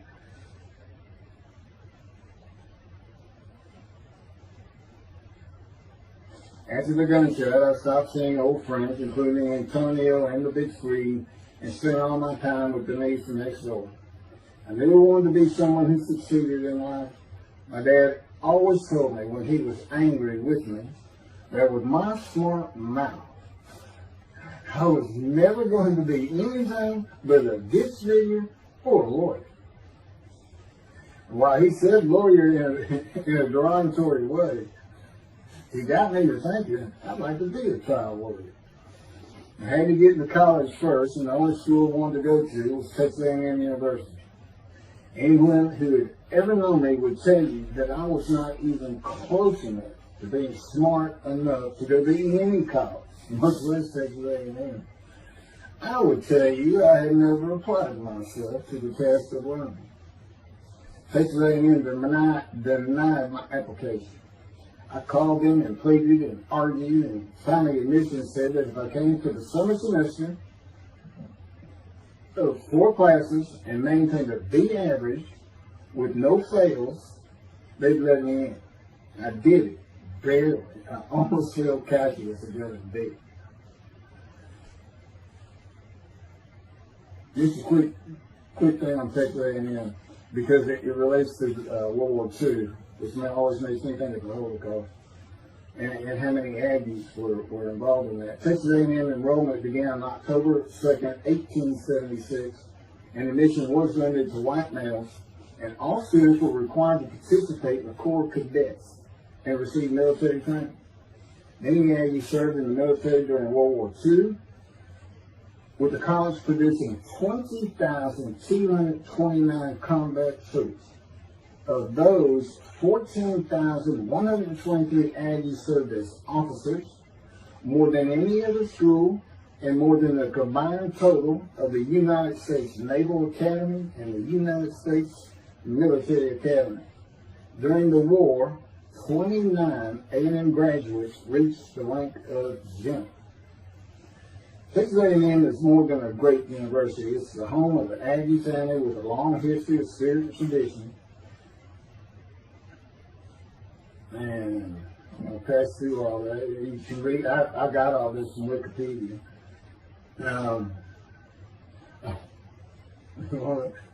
Like Notre Dame, it's a school full of tradition, especially notable at football games and in campus life, drinking beer at the Dixie Chicken. I had a good friend in what is now the volunteer Corps of Cadets, and we've been shooting pool, drinking beer all night. On the weekend, and finally left sometime after midnight. I walked my friend back to the quad, Corps Cadet Quad, a large open area where people could gather, surrounded on 4 sides by dorms for cadets only. And I dropped him off at his room. Before he shut the door, he looked at me, and not for the first time, said, "Want to race?" He's fast. We race many times. I said, yeah. Of course, we were pretty much, we had a lot of beer. I said, yes. And he went to the end of the hall and took off at the other end of the hall. He was fast, but I was pulling away with just a few yards to go and hit the wall before I could stop. And busted my chin open. Blood's pouring out everywhere, people opening doors. Look, that's what the little guy did, the tall guy. Taller guy. I also sprained my ankle. These are my injuries that take really. I also sprained an ankle so severely playing basketball with football players that I was in a cast for 6 weeks. Those were my only injuries in the 3 years of being here. It was the gun stuff that changed me, everything in my life. I married Denise when I graduated from A&M in '79. Just 3 years after graduating high school. I went through in 3 straight years. Because I had those hours from the first summer, I just went ahead and went the next summer too. And I got out of, and I had for most A&M students for 5 years. But I went through in 3. And of course that meant I never dropped a class. It also meant I had a low GPA, grade point average. And I didn't realize how important it was for admission to law school. I was denied admissions from every school across the nation I thought I could get into. I do not know how my dad knew about South Texas College of Law in downtown Houston, but he made some inquiries and found out the dean was a graduate of Texas A&M. And we're known for helping each other. We set up an appointment with the dean. I told him of my rather intense home life and wayward ways, and that the A&M had given me a chance to prove myself as a capable student. You know, he hemmed and hawed, looked around the theater and gave me the same opportunity A&M had. 4 summer classes, D average, and no fails. I did it. I was terrible with chemistry and math, but it turns out I had good reading and comprehension. Probably from reading all those science fiction books in school. I graduated in '82, and I did great on the bar examination. T.L. McCarty, attorney at law. Who would have believed it? Which reminds me of verse 1 of Isaiah 53. Who can believe what we have heard? That's what any of my friends would say about me getting out of law school. Much less was happening today. You go find somebody living in high school, they say, who? Oh, that can't be true. She's been out of here. I know him. Forget about it. 75. 27-year headache. I'm going to pick up with that on another video. And then that'll be it. Some general comments. 5 and 6. I'm not sure what 6 is. Yeah, 27-year headache. I'll go ahead and mention God in one of these actions. And I won't say anything about the dog who took a hard left between my legs. It's about just as my knee, my leg. I won't mention that. Or hitting the big Swede on the track. And then for me, my arm just took off. I wouldn't have hit him with my right arm. The things he is showing. And getting gut shot. Yeah, I think I would have figured out, you probably shouldn't be hanging out with this store anymore if you're going to be talking to his ex-girlfriend. Little things like that, he controls my perception. Little things like that in my life to make sure I am the man of Isaiah 56. If anybody thinks I'm going to back off saying that, they're wrong. I have been through too much. My whole life is dedicated to this time, the day of the Lord. As a matter of fact, what about my day? I said, what about my day? Well, he said, well, first of all, God's speaking with you and living with you. Most people say that's pretty good. I said, yeah. But anyway, here's something he's promised me that he lets me check out all the time. That I'm going to put on the screen.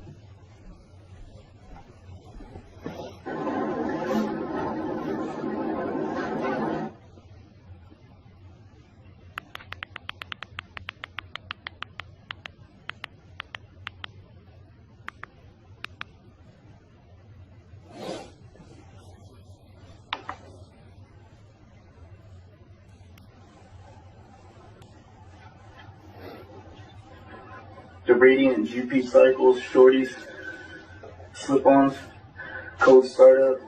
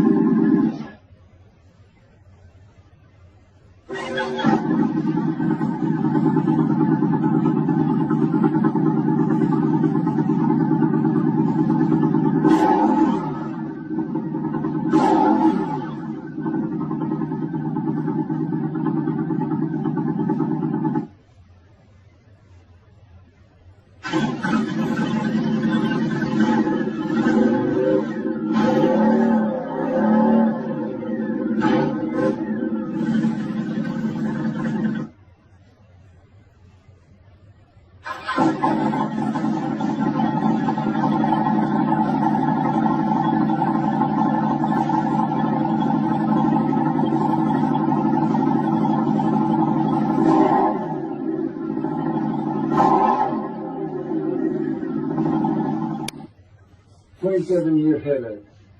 Chapter 5 of the life of God's righteous servant of Isaiah 53. The same year I graduated from law school in 1982, my son Justin was born. In 1985, my daughter Brooke was born. And in 1988, my youngest child and daughter, Laura, was born. I was making good money, though I expected a lot more. And my first job with a law firm that specialized in collections. I also tried my first civil case, which, while working there, which was a nerve-wracking event, first trial. The first day I entered the courtroom, the judge asked me if I was a law clerk. I had a very youthful appearance, though I was 28 years old, not 20, common age for a law clerk. My youthful appearance in junior high school and high school with my long, wavy, blonde hair I usually kept in a ponytail had way too many people tell me I looked like a girl. It is interesting, though, at least to me, not one person in my entire life has ever said anything about my disfigured arm. I must have looked like a girl who would beat on you if you did it. When I got mad, there was no hiding it. You could see it in my face and hear it in my words.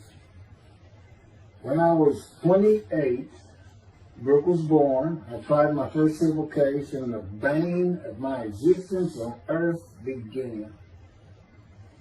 A never-ending headache that I generally thought to be associated with post-traumatic stress disorder. I had terrible nightmares from my youth, but now I seem to have begun grinding my teeth, causing the temporal mandibular joint, TMJ, to ache terribly during the day, and the whole side of my head, the muscular, I don't know what you call it, but underneath the skin of the skull, was always real tight, a tightening of the muscles. It was difficult to even talk to people at some points. For 27 years I had that headache. I tried everything, even surgery on my TMJ, and another surgery where the doctor severed my upper jaw and then trisected it from my skull and spaced it to fit my lower jaw. All to know that I could not stop the nightmares and the grinding of my teeth. Mouth guards helped my teeth, but the pressure was still there. I literally feared going to sleep. I didn't want to wake up the next day sometimes because I knew how bad the pain would be there again. It completely ended my dream of being a trial lawyer. So I got an associate position in an oil and gas firm and began learning how to prepare title opinions for oil and gas companies on tracts of land they plan to drill on. Basically, a title opinion is you start insolvency, which is when the state granted the land to someone, usually great, large tracts of land, and from there you get parceled out and cut up, and I'd be chasing one small tract within a very large one almost 200 years ago in the early 1800s, and I would have to create genealogical charts of heirship, for people who died without a will. And they had to know who the family members were. And I got very good at it. And I really enjoyed it. I did a small towns throughout Texas and into their courthouses where they would keep all the records of every transaction, of every piece of land in the county. But anyway, there's an awful lot to it. I do go into it in some detail in the book, but I'm not going to for this video.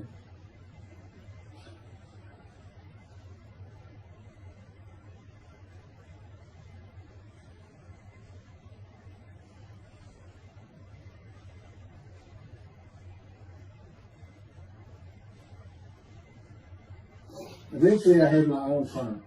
It's just me.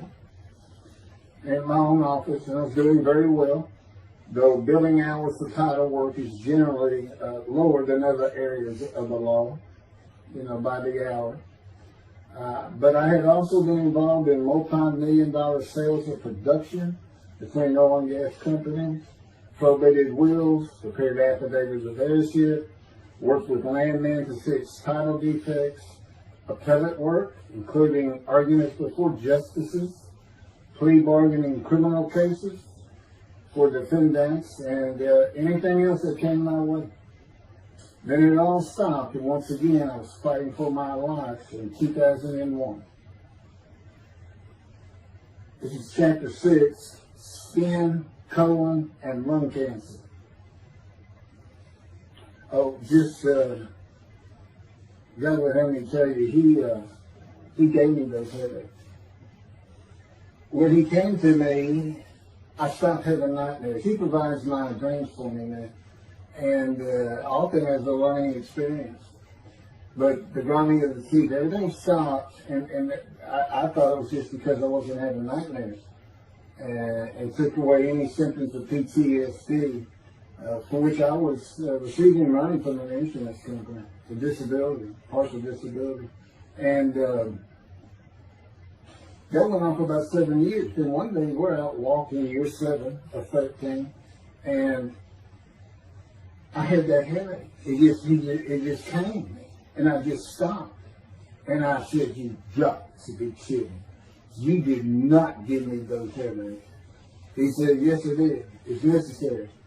You are considered the suffering servant of Isaiah 53. You had to suffer your entire life until you're suitable for my purpose." And that includes sitting every verse of Isaiah 53. At that time, I finally read it 7 years into all this. It was about year 2, I think. But yeah, he did. And, you know, I ended up taking painkillers left and right and drinking liquor, as so many people do. I was able to maintain, you know, my life, my work, and everything, but it was enough to put the strain on my marriage that I pretty much blamed myself for it. And I told him, I did this the only time I got hot. Disfigure gut shot, those things, they didn't bother me. But I said, you know, you hurt my children terribly with that. Because I became a bad father. I mean, I wasn't the father I could be. I mean, they love me and I love them. We don't have any serious risks. They're off living their lives and they're all doing great.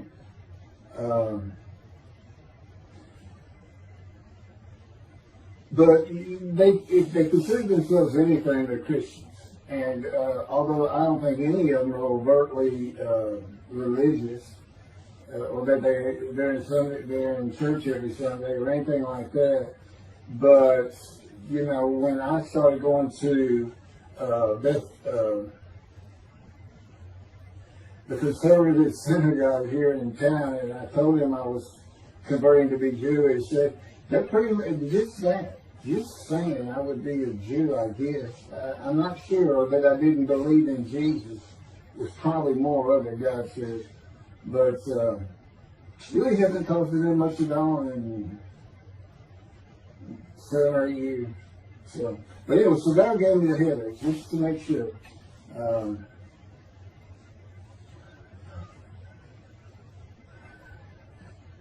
Anyway, I was married to Denise for 18 years, and we divorced in 1997 for irreconcilable differences.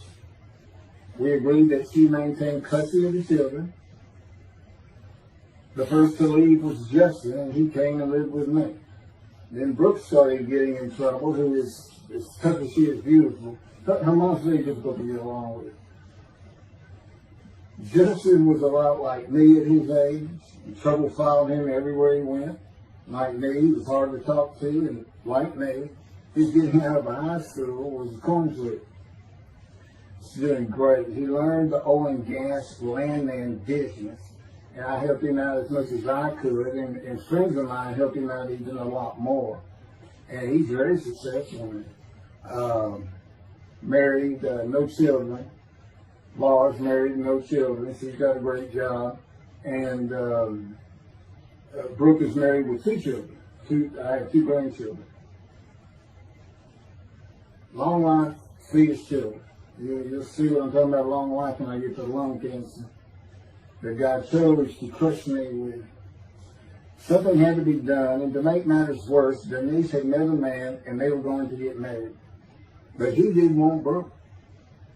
to be part of their new family, or Justin for that matter. He wasn't going to go stay with them anyway. Now, I had 2 of the children, and she had 1, but all still in her custody according to the divorce decree. So anyway, I stopped paying child support on those 2 that had not gotten around to the proper revision of the divorce decree when I took Justin and Brooke with me to live on the Big Island, Hawaii. Laura came with us to visit for a month. This oversight on my part resulted in Denise and now her 3rd husband filing papers in divorce court for past child support for all 3 children. For the time I had begun paying her 1/3 of the original amount. I represented myself. I had 1 contempt of court and was locked up for a day. But I never had to pay that money. By verbal agreement, I sent Laura back exactly 1 month later. I could not leave her out, and I wanted her to see where her brother and sister would be living. They were all so close and protective of each other, and still are to this day. And she was so sad. One of the hardest and emotionally painful things I had ever done was put her on the plane back to Houston. I can't think of anything else. The backdrop to moving to Hawaii was my firm was in dire need of new work. But the oil and gas industry was down. It's always up and down.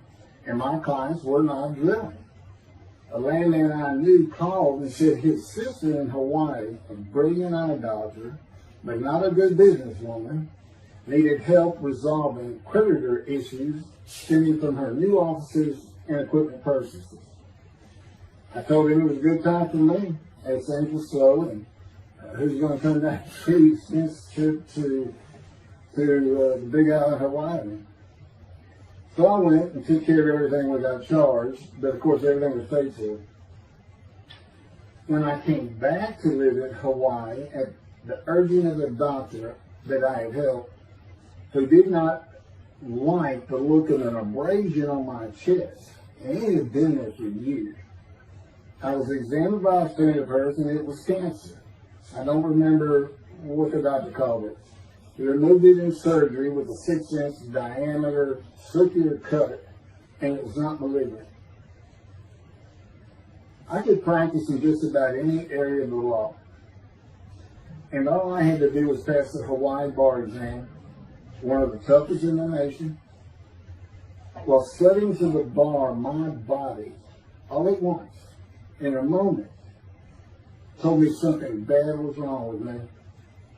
I had been running, swimming, riding my bike everywhere I went, letting Justin have the car, and had been feeling good and strong. In a moment's time, I was weak and sick while grocery shopping. There was a pain in my belly and my abdomen. I did not know it, but a large tumor in my colon had burst through my colon, and I was bleeding internally. I did not go to a doctor, which I guess is my nature. That, and I did not have medical insurance. Anyone asking anyone for help unless they were at a critical stage, such as a bullet wound, was something I couldn't do. I mean, there's all kinds of personality disorders. I thought surely it would pass, and decided to just give it time and bear up to the abdominal and belly pain. I continued studying and took a Hawaii bar on Oahu and Honolulu in the summer of 2001. I had lived in pain for so many years from my headache, and passing the bar was so important, I just kept going day by day. Pain was getting worse, and but I kept exercising. It's the only time I didn't focus on the pain. I had always been a fast healer, and I thought that any day it would just go away. I finally could no longer take it. Brooke, it turns out, was in Houston visiting with her mom, and I left Justin at our little, we called it the little green shack. It wasn't much to it. We weren't there very often, really, except to see. And went to Houston to find a doctor for diagnosis, staying at my parents' townhome. This is where I'm at now. I had allowed my major medical insurance to lapse using premiums for child support when things had gotten lame. I just needed someone to tell me what was wrong. I would find a way to take care of whatever the diagnosis was. Early September, I was close to dying, lying on the floor of a dingy apartment of a friend who traveled for work. I could no longer get up to even try and get medical help. And I had not told anyone how bad it had become. Then the planes hit New York. Seeing how grief-stricken so many relatives were on the news, I began to think for the first time how awful my children would feel when they found out how and where I died all alone. So I asked my father, again, personally to ask people for things, for the money to pay for a colon examination that had been suggested by a doctor at one of those clinics you find in a strip mall, the only places I could afford. The doctor who performed the colonoscopy finally found what was making me so ill and unable to eat. A malignant tumor 6 to 8 inches long that had burst through my colon and I was bleeding internally. You know, I come out of anesthesia, partial anesthesia, and he's holding this picture, and it's this great big purple blob issue. I couldn't get the scope past this. It's not a good way to wake up. To say it crushed me in my life is an understatement. The pain, the weight loss, inability to eat. All I could do was drink calorie drinks. Began about 4 months before the colon examination. That was 4 months of sheer pain. But as it turns out, I did pass the Hawaii bar exam. It was now early October 2001. The doctor told me, look, you don't have insurance. Go to Bentoff Hospital. That's the hospital I went to when I got gut shot. Gunshot. I prefer gut shot. Sounds good. Forget it, man.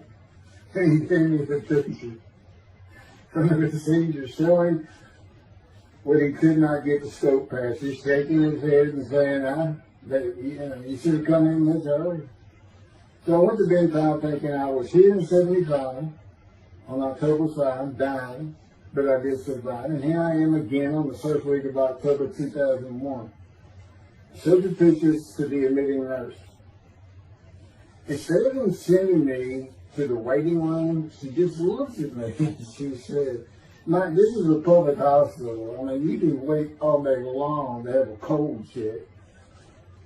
She looked at me and said, why did you wait so long? And how are you still alive? And I told her, I have no idea. She did not send me to the waiting room. They had an orderly take me immediately to a room. There they hooked me up to a morphine machine where I could hit a button at a time interval I could no longer remember and receive a small dose. I do know I never missed one. I was very depressed, and my parents who waited in that line for admittance with me looked so sad and depressed. It was not one of my better days, though I finally had some pain relief. Day after day, I lay there waiting for the next test they would run. It was during this time I received notification that Denise had filed papers in the divorce court to recover monies for the time I was taking care of 2 of the children. That's also when I received notification from Hawaii that I had passed the bar exam. So, Bentoff Hospital, what a lifesaver. I mean, young surgeons in like Baylor University, medical schools, it's a prime position to get your hands on if you're going to be a surgeon. Because you're in surgery all day long and all night long. As long as you can stand up, they're bringing people in. It's just a real hot spot in Houston and a great hospital. But it's not a place you want to stay. You really don't. My doctor would come in and be out so fast, I never knew what was going on. He did tell you my previous surgery to my abdomen, where they opened me up from stem to sternum, complicated removal of the tumor. On October 25, my son's birthday, who was now stuck in Hawaii, They cut me open again and removed the tumor. It was about a week or so later, I was released with a schedule for chemotherapy. I returned to the dingy apartment all alone, and I just stared at the television for weeks. I did, and chemo was so depressing for those who had to go into it.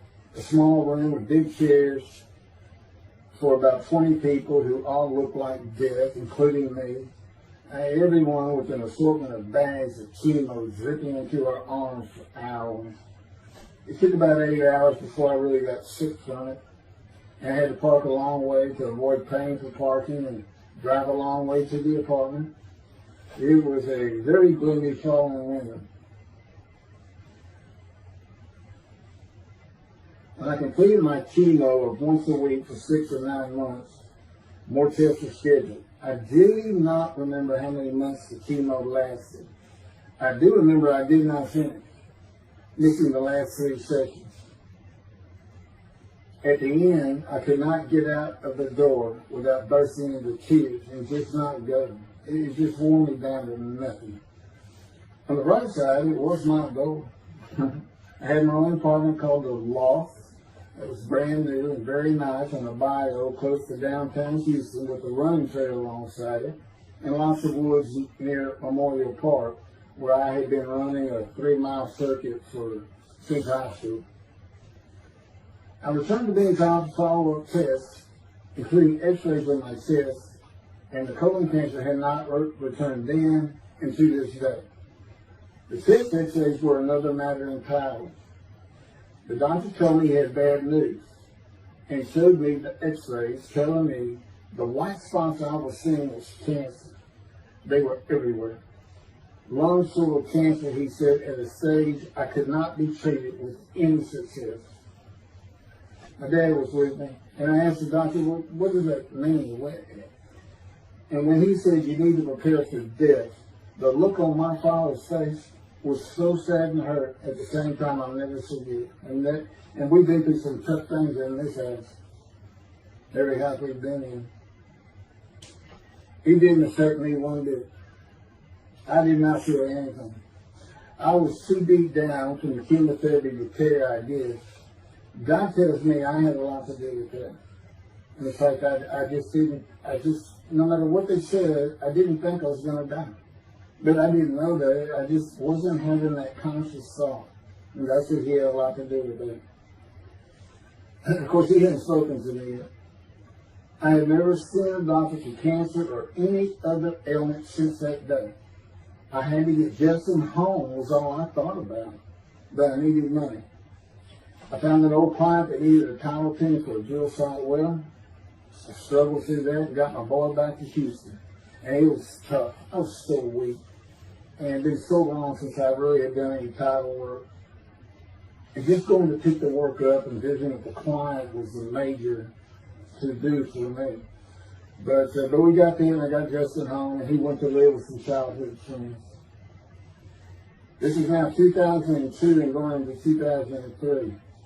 I just walked all over the running trails in a 3-mile loop at Memorial Park and in the woods day after day. I didn't think about dying, but I did start. But I did not think about suicide my law practice either. I watched a lot of television and played video games. I watched the Tour de France for the first time and got inspiration from Lance Armstrong. I was still alive though, and the funny thing was my lungs never bothered me. I was never sick.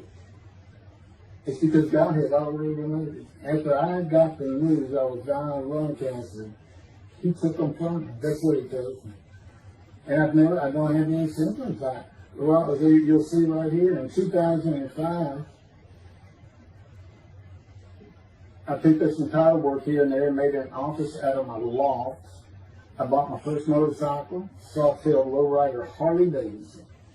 First time in many years I was happy. I love riding that bike. In 2006, I did some landman work for standard day wages and began dieting and running.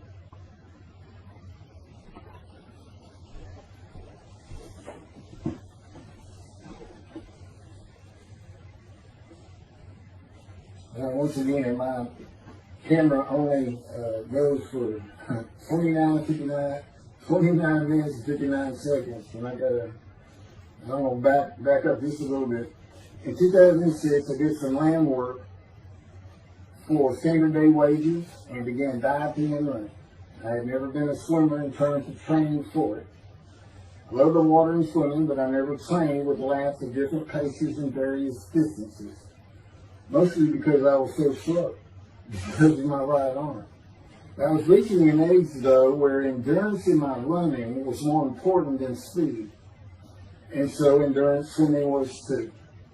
In Hawaii, I had seen the athletes come to Kailua Kona, where we live and where the Ironman triathlon begins and ends.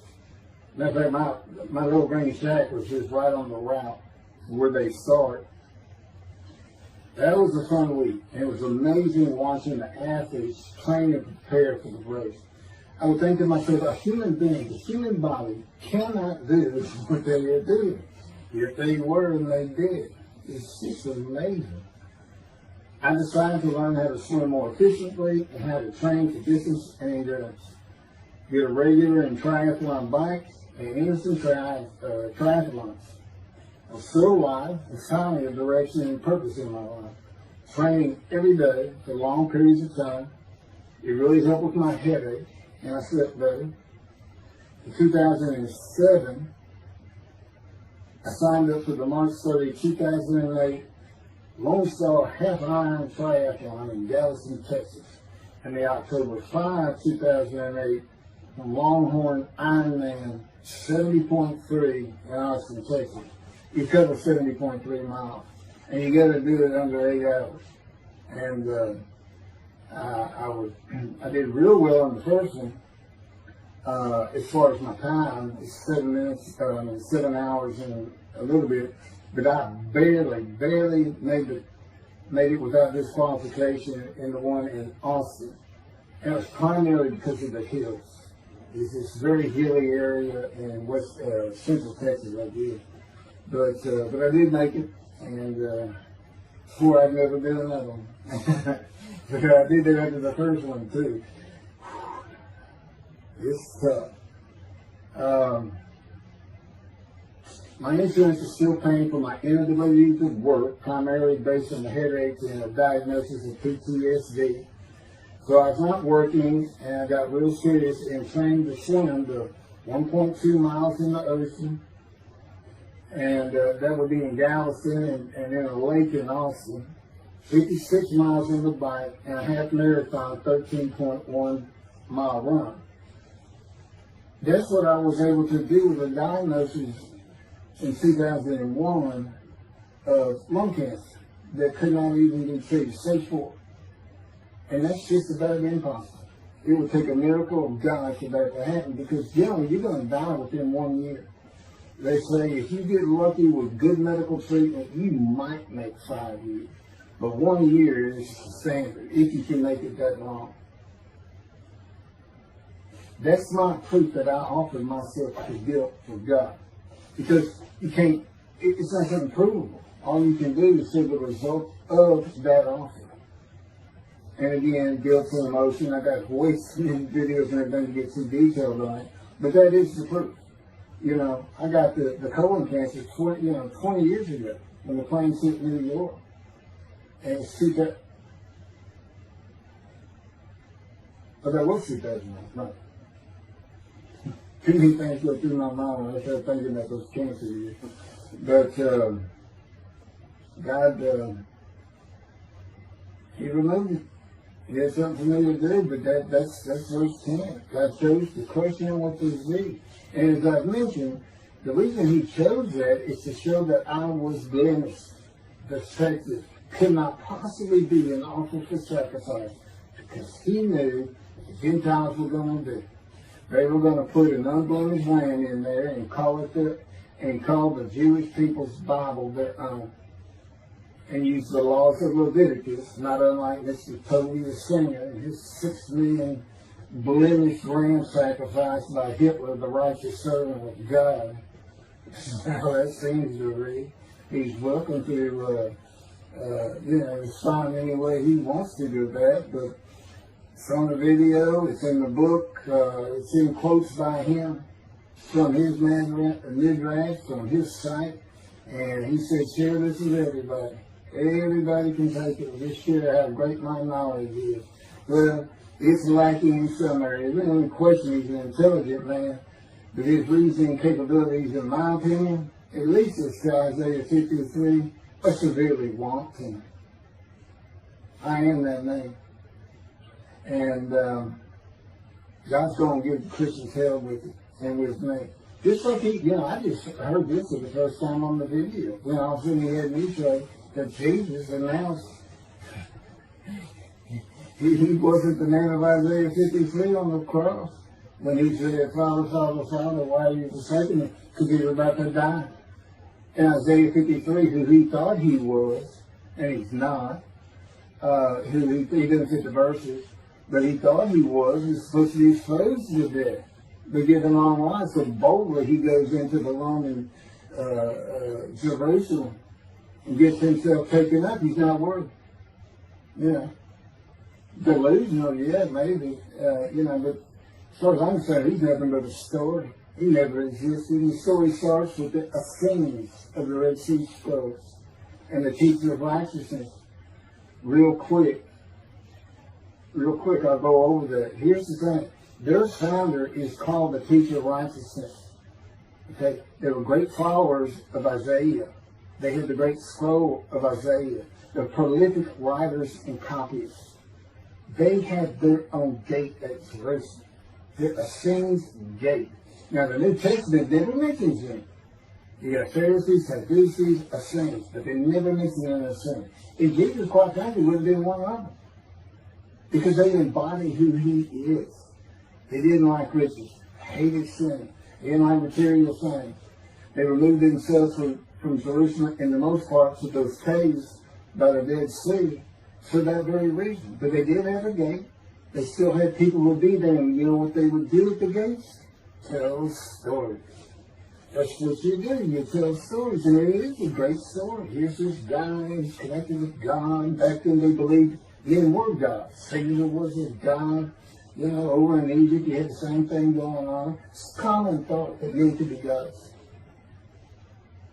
And this story just springs up. And they didn't even question. They'd have gone and questioned him. I mean, they're just sitting right front and center in Jerusalem.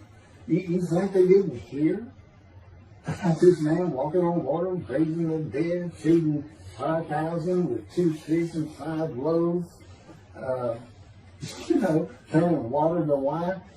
That alone, Rome would have said, Caesar would have said, he does what? He turns water to wine. Bring him to me. He's going to take the hair on his head. You don't kill the man who turns water to wine. You send him out with your arms. Make your men in half. It's, there's so many ridiculous aspects to it. Most particularly, God performed a human sacrifice for the sinning Gentiles. He's left the sinning Jews for the sinning Gentiles. But he gives them an out, these Gentiles, not his. So he gives them an out. I'm going to kill my son for you. So that you'll be forgiven of violating my commandments and laws. If anybody knows God, and the Jews do, and I know him like nobody's business, that's not him.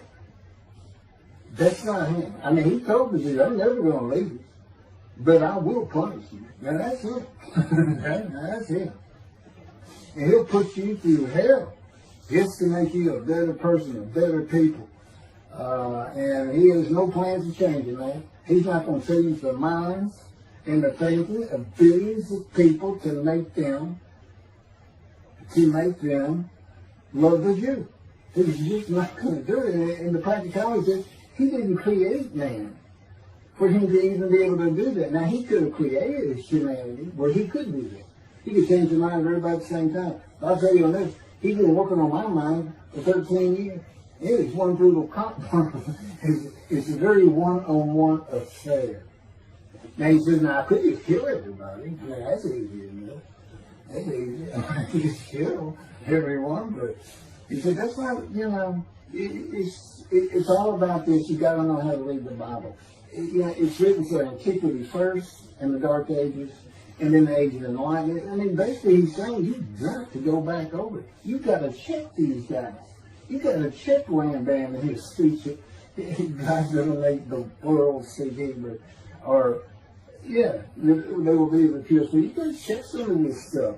And I read Rashi's, I went through his Isaiah 53 main reaction. All I can say is very unimpressed. I've seen what he has to say in Malachi. He didn't pick up on any of this. He didn't know what the angel of the Lord is, the angel of the covenant that you desire. He doesn't know how Moses goes by a burning bush is not consumed. The angel of the Lord is in there, and God speaks. I do. To me, it's just like, it's just some basic concepts, and all of a sudden, and quite frankly, it'll open up the scripture to the Jews. They can put the Talmud aside for a little while. God will say this. God says, if you can study it, study it. There's all kinds of great things in it. Just be real careful about what you teach in it. And it's useful for heaven. If you like to talk about Talmud as a scholar with other Jews, who may very well be in scholar remembrance with you, you can meet up with them. Just see them in the meeting places, have them over to your room. Y'all can watch the new earth being created and the new peoples of God chosen, and watch the evolution of the chosen people. And humanity, the same as this one. God says, why would I change? Why would I change? When I did it, it was perfect. And you can tell me some of that. The evolution that he's talking about, where all of a sudden the world's going to love the Jews, been going on for over 3,000 years. And today, anti-Semitism is up, and David is here. It's not going to happen. Thank you very much. I will be doing, is that 5 and 6?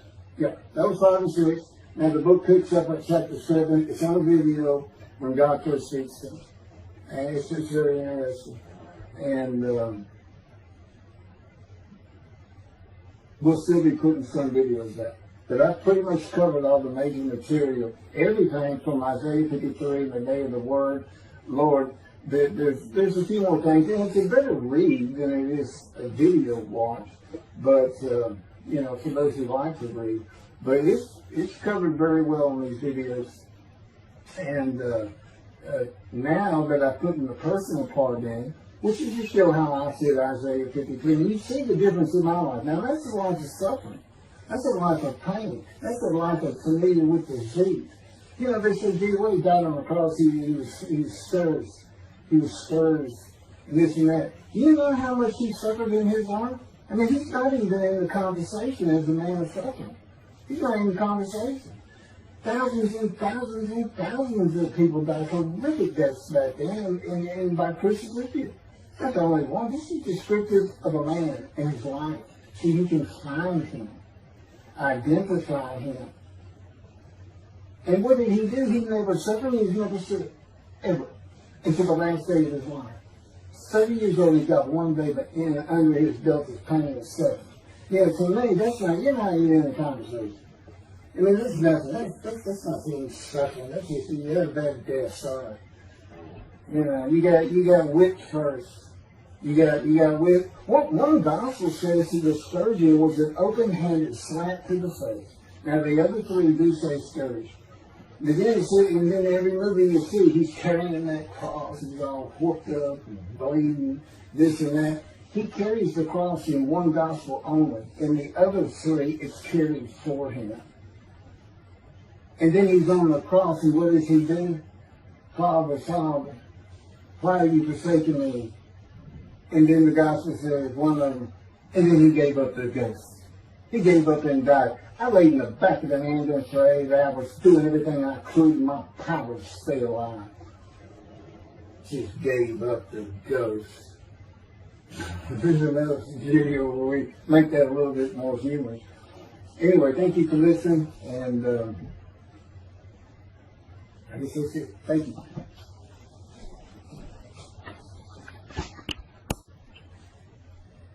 This is a video that leads into a brand new very distinct, not heard from before, commentary on Isaiah 53, which begins actually in Isaiah 52. It's comprised of 7 videos I put together in the last month or so.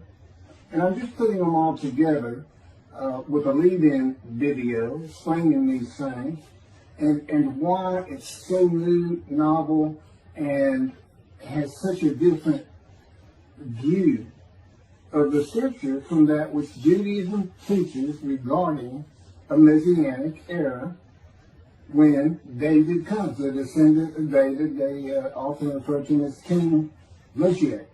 Moshiach means the anointed one. And you'll get the idea from the title of this video real quick. God speaks to an atheist. And it began like this.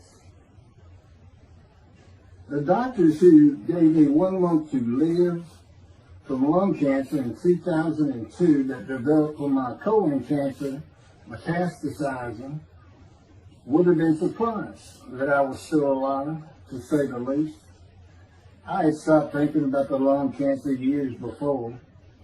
The white spots in the x-rays that filled my lungs like the stars in the night did not inhibit my breathing or slow me down in any way. At this point in time, I'm training for my first triathlon. And I didn't start small. I did a half Ironman.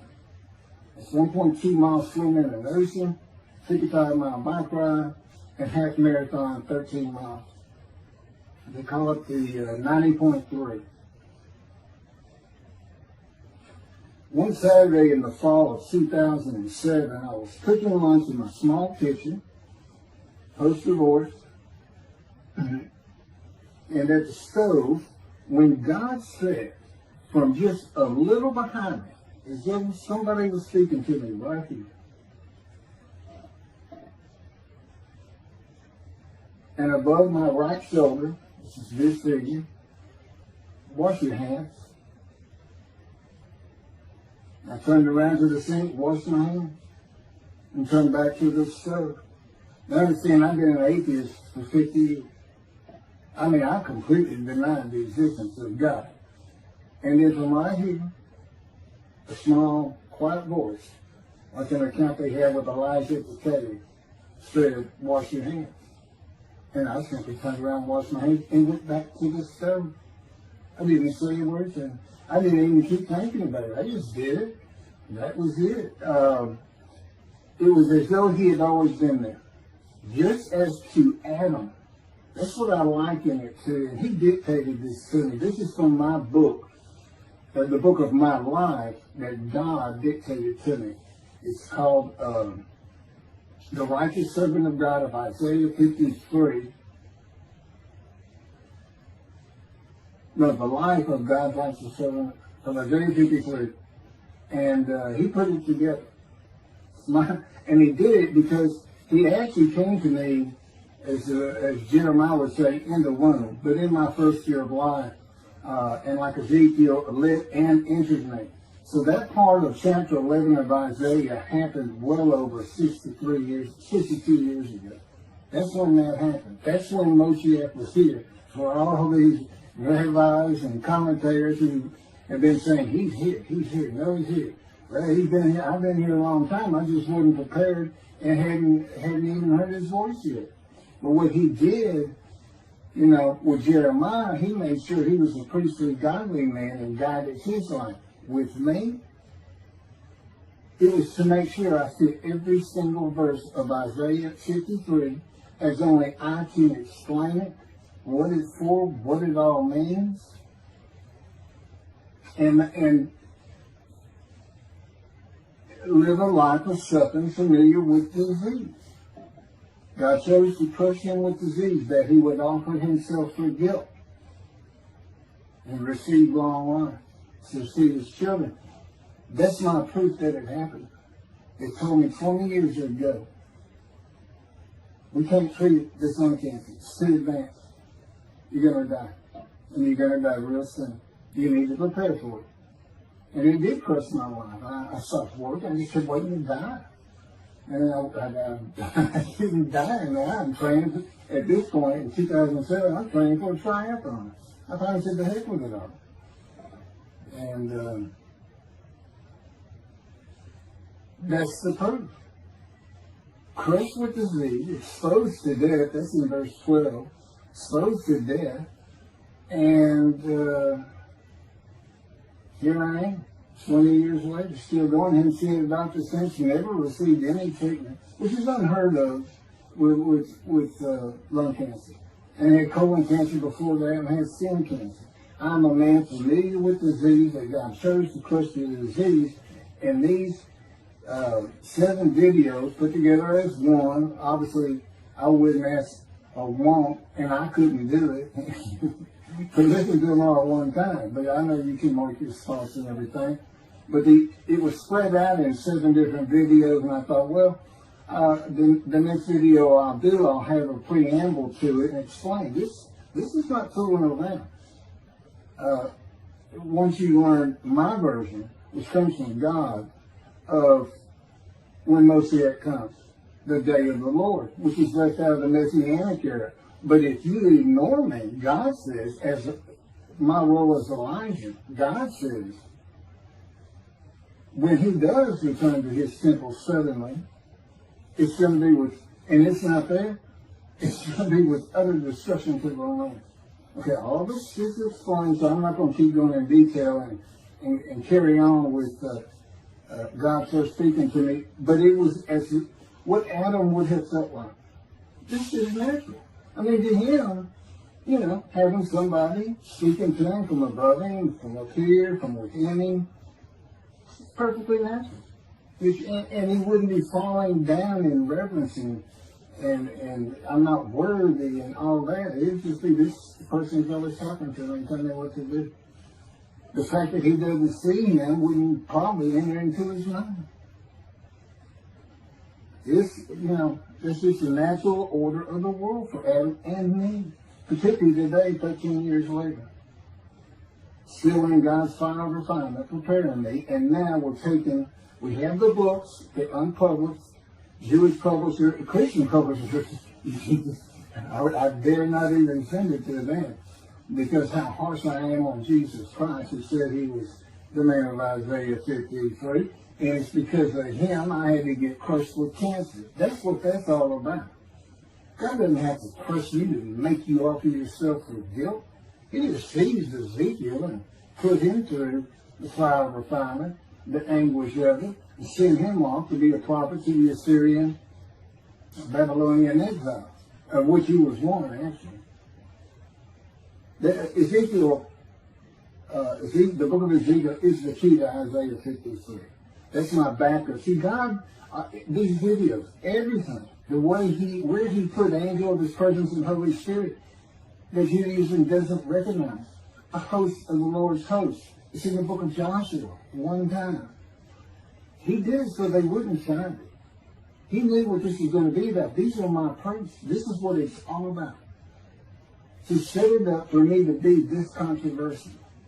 You just got to take the Messianic era of Judaism and toss it out the window.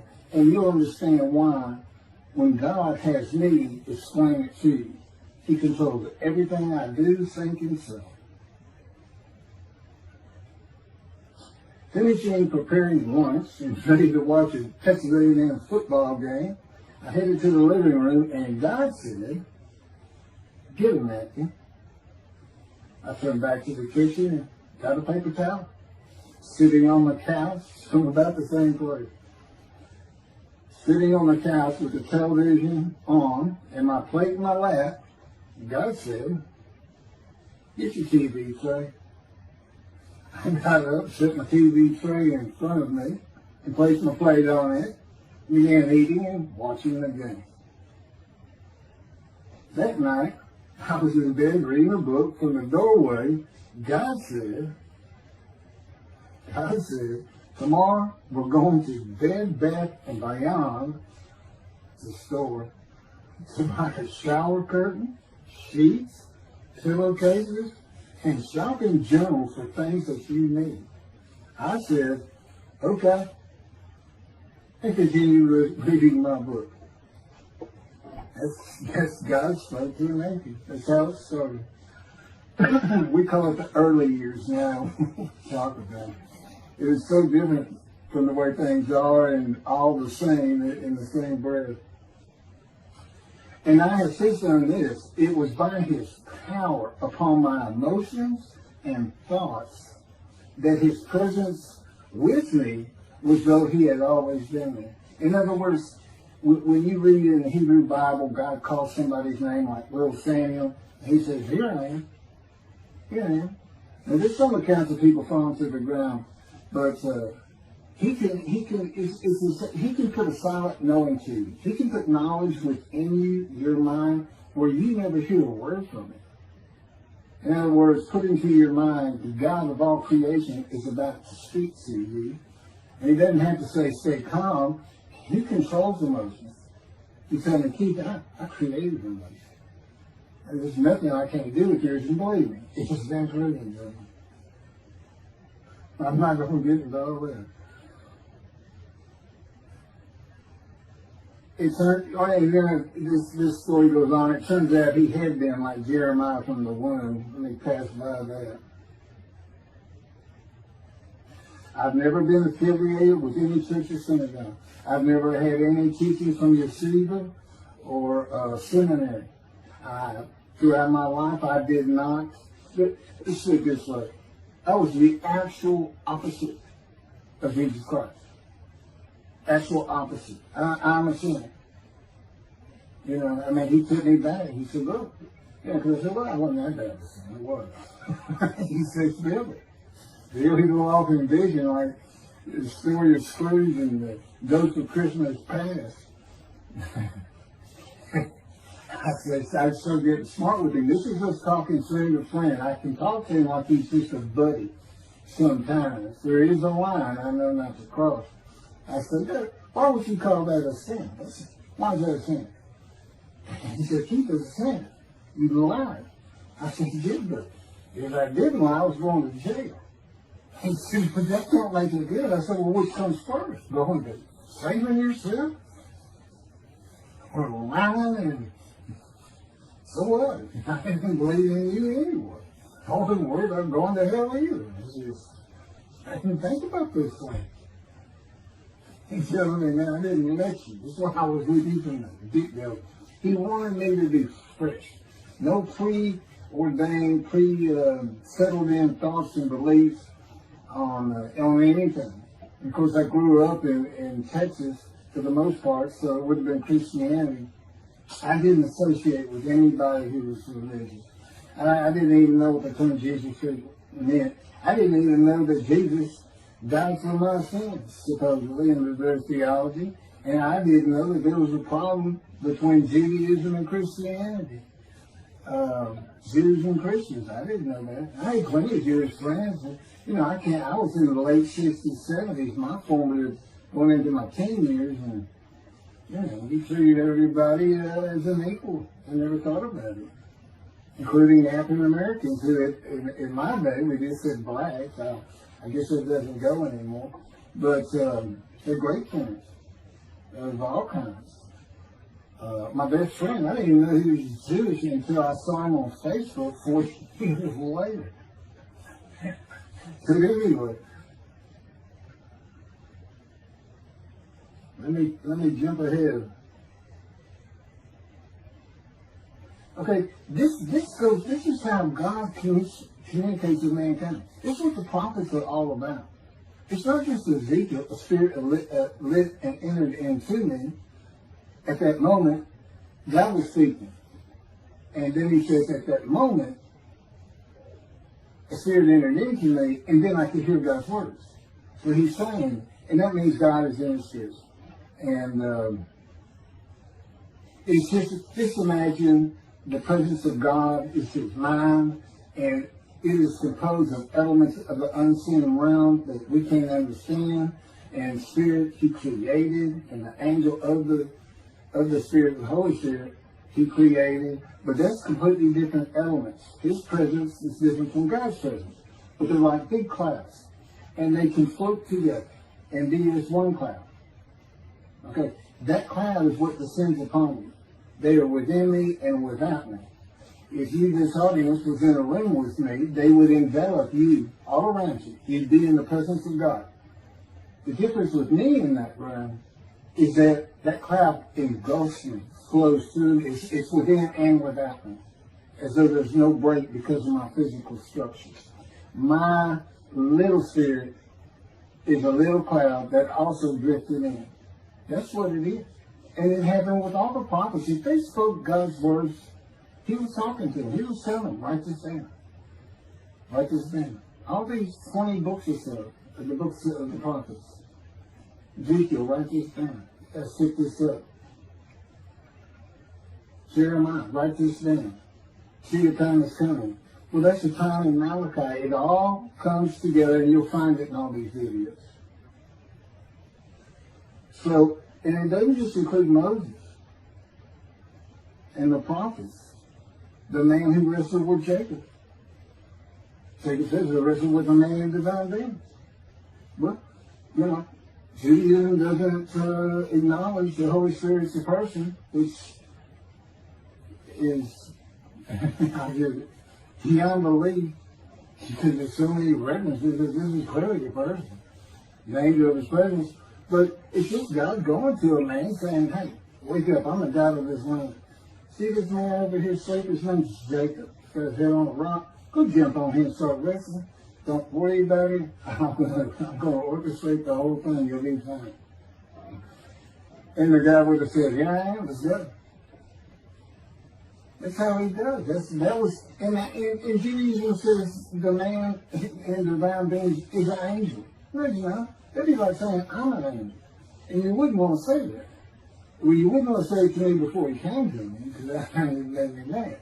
I had a hell of a temper, just like Moses did, and like Ezekiel did. And God knows how to knock it out of you, so you smile and laugh a lot. Because I never used to. Well, you got to read the book, and you'll get it. You'll get it. And I'm just... You know, just like a lot of people, I've been through too much, hurt too much, suffered too much to have any thought that there's anybody upstairs, you know, who cares about me. It's just don't even mention his name around me. You're gonna fight, or I'm leaving for you, and you'll never see me. Don't do that, because it just makes me. All that's gone over. Lots of stories on that. Oh, and the spirit speaks. He's got his own personality. He's angelic. He has a very childlike voice. And he's just nothing but a ball of humor. He can have me say he's the greatest comedian of all times of the universe. And he's just a joy to talk to him. And he has the smarts of God. But I have instant communication with him. I have instant communication with God. It's like there's three persons in my mind. This one cloud, it's three clouds. It's two spirits and the elements of God's mind. And slow process of 13 years, and there's 13 years of, and this is from Isaiah 53, punishment, wounding, chastisement, maltreatment, crushing, bruising, and I'm telling you, he's relentless. This is the stories, and I have a lot more once I get to Israel, and I have full confidence God's going to get it done. That's one thing I don't worry about. 13 years, a year and a half of trying to get books published, denied by everybody who even bothered to answer me, because it's just so different. And it can only go to Jewish publishers, and it's just like, well, this isn't the stuff we believe, and it sounds like he's saying it's him, and this and that. Well, I was. God said I made sure I didn't get them published. I wanted to do the videos first. You see, I'm not on the executive committee. I don't know what's going on 99% of the time. I don't know what I'm going to have for dinner. I no longer have self-will. I can't ask him for anything. There's all kinds of reasons for that, such as, you know, if one of my kids gets sick and he doesn't heal them up, you know, cancer or something, Am I going to be disappointed? Am I going to be hurt? The answer is no. He's trained me too well to even bother asking. If he's going to do it, he's going to do it. I know he has the knowledge, and he's right here with me. So, it's a long, detailed process. I know things from his perspective. This is another reason the Messianic era is not going to happen. And it comes out in these sins. But the Holy Spirit, the angel of his presence, we're friends. God says, I can't be friends with human beings. I said, well, we're friendly with each other. He said, yes, that's right. I said, God Googled this, and technically you are my friend. He said, well, I know, but I just don't acknowledge. I said, why? He said, because I'm God. That's what I am. I get to do whatever I want. And he's just messing with me. It's just like having a friend. Of course, it's a true statement. He can do whatever he wants. He's pretty stately and regal. But, again, we live together. I've lived with him for 13 years now. And it's never going to end until I die. I wouldn't even know what to do. And he said, if I left you, you're going to fall down dead. You're not supposed to be alive. I keep you alive. So I took that cancer from you, but I just put it back in if you do something that you want to leave. I said, well, what am I going to do? No self-will. To an extent, no self-thought. And I told him, I'm not even a human being anymore. He said, well, what are you? I said, I don't know. I'm man and divine being, but I'm not human. I don't have self-will. That's what distinguishes you as a human being from an animal. He said, but I'm being a human for you. I'm providing you self-will. So you do, in a way, have it. So you're still a human being. I said, well, I'm dead. He said, why are you dead? I said, because it's like my brain's not connected to my spirit anymore. It's like you're sending all the information in. And that's about heaven. I haven't lived the existence in heaven as to my thoughts, because in heaven you won't have a mind. The heaven for the Jewish people only, I might add. You won't have a mind. God's got to provide it for you. He's got to be you for you as a completely new and different creature. Still you. It's a very amazing story on how that does. And I'm taught all these things and literally experiencing, not only in the real, but in visions. I've had more visions than, you count every single vision in the Hebrew Bible and the New Testament. I've had easily double that. And I'm a walking visual. God's communication, and this actually shows up in the story of Moses, he won't let me tell right now. But he puts images in your mind. Instead of saying a sentence, you get something in your mind, a picture. Anyway, I call it visuals. And you can be wide awake for those. And I can be in vision wide awake. Okay, so we finished our shopping. You get shower curtains and everything.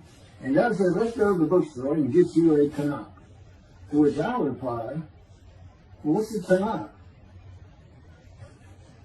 I didn't Hebrew Bible, okay. Well, I know the Holy Bible, the New Testament and Old Testament. And on we go. My son to learn for the first time. At Barnes & Noble, we looked at all the Hebrew Bibles and purchased the Jewish Publication Society's Tanakh, the Holy Scriptures, which is a translation that began in 1956 and was published in 85. Men who spent 30 years on the Leningrad Codex, the oldest Hebrew Bible in existence. They started from scratch.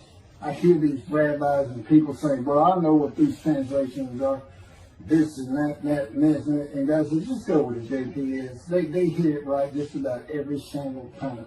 I've only found one thing that I don't understand how they miss it. But it's in 53. It's the 1985 edition. That's the best translation you can get out there. And I don't just hear God speak to me. His presence is heavy. And I'm also, it says he pinned Ezekiel's arms behind his back with his cords of power. And by his cords of power, Ezekiel could not leave his house. That's in Isaiah 53. He took him from the land of the living. Took him from society. The man of Isaiah 53 lives, so he's taken from society, but that doesn't, from the land of the living, that doesn't mean he died. And there's no crucifixion in 53. So You start to see how Ezekiel is so important in this, and that's where you find out about the covenants of friendship that come with God in the day of the Lord when Moshiach comes.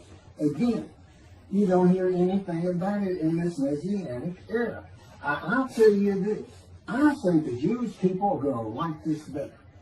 I think throwing out all that rubbish Judaism's been teaching from back in antiquity, that's where they're stuck, and see what's really going to happen with God coming back, a man in divine being, with the capabilities of Moses, Elijah, descendant of David, all their attributes, okay, are in me. I can be each and every one of them, and I can be all four of them at one time. And God can speak to me. So, it's going to be fun, and he wants his temple rebuilt. That's the purpose of Isaiah 53. It says, a purpose which might prosper of God. But it then tells what the purpose is. Well, we find it in Malachi 3.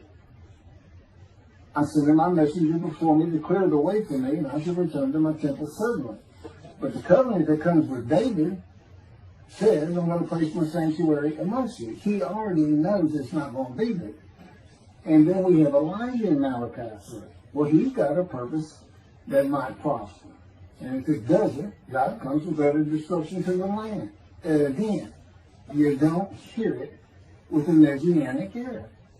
Utter destruction to the land. To 7 million Israeli Jews. How can you not read that and go, that sounds an awful lot like, I'm going to raise up armies against you. How can you just ignore that? Well, anyway, we're going to see stuff. And the purpose that might prosper, I never believed that. I think they just puts the man of the righteous servant of God of 53. I think that puts him with, he's got the same purpose as Elijah. Elijah is supposed to bring the families back together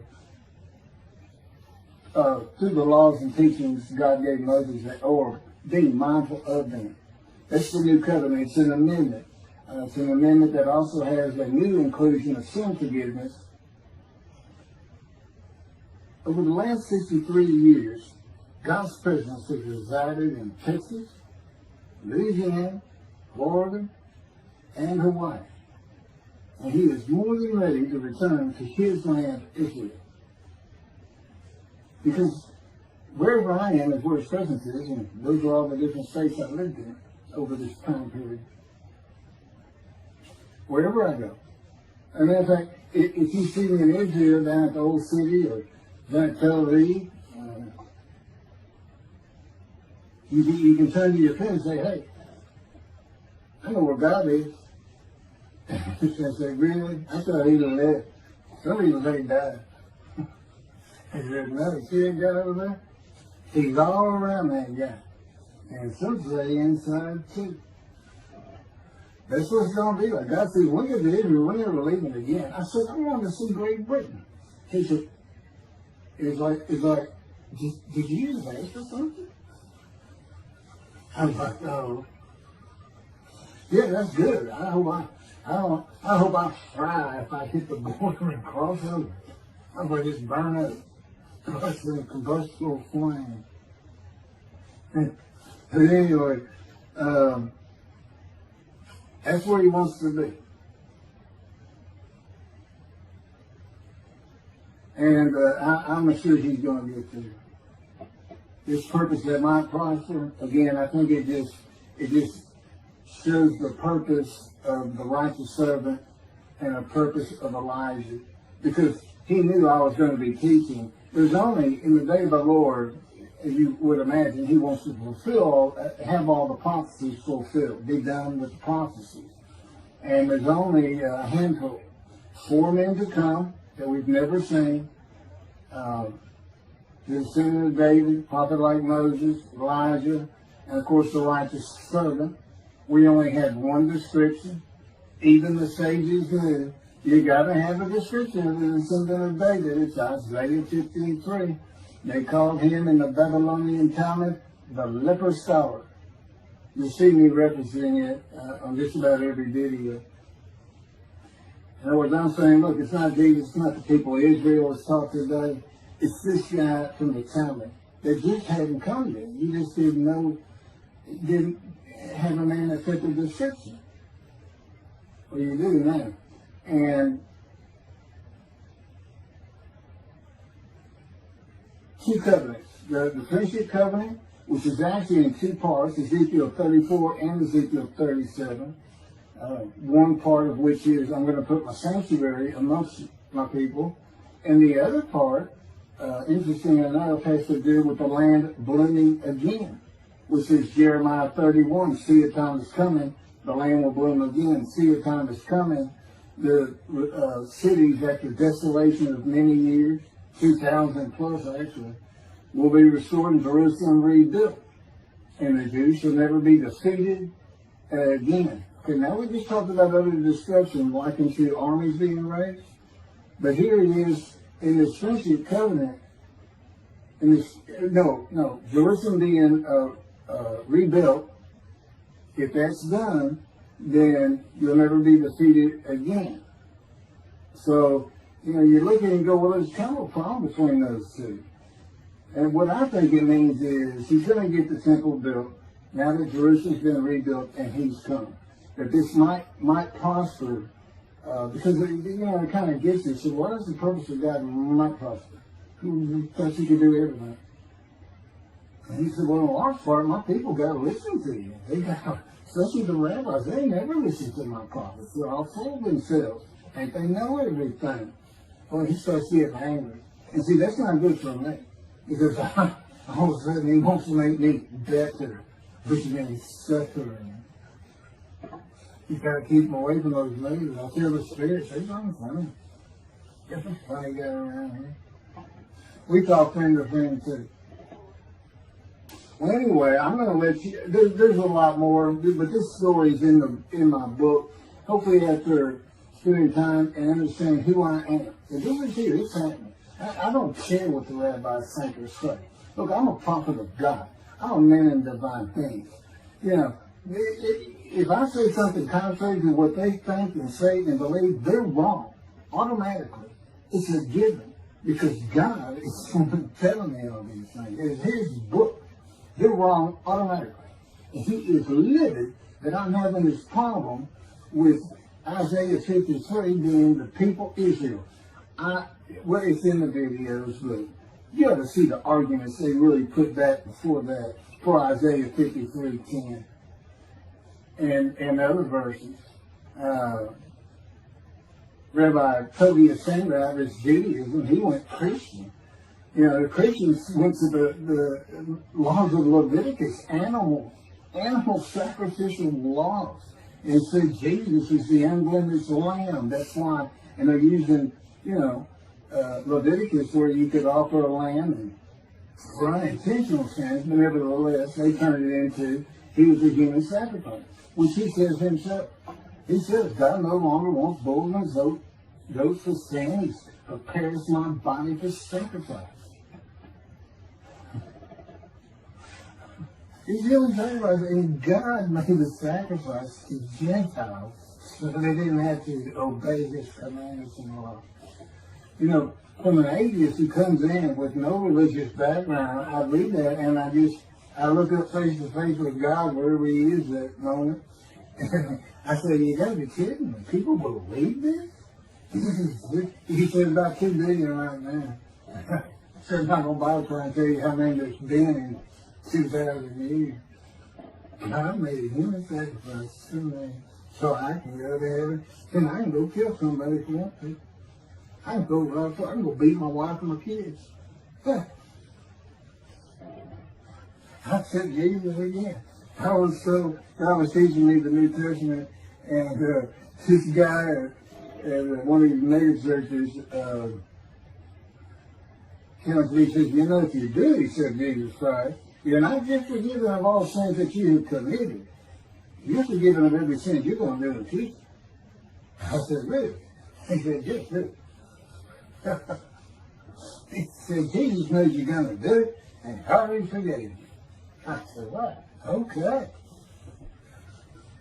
So, if you're a Christian, you can just sin all the time, because he knew you were going to do it.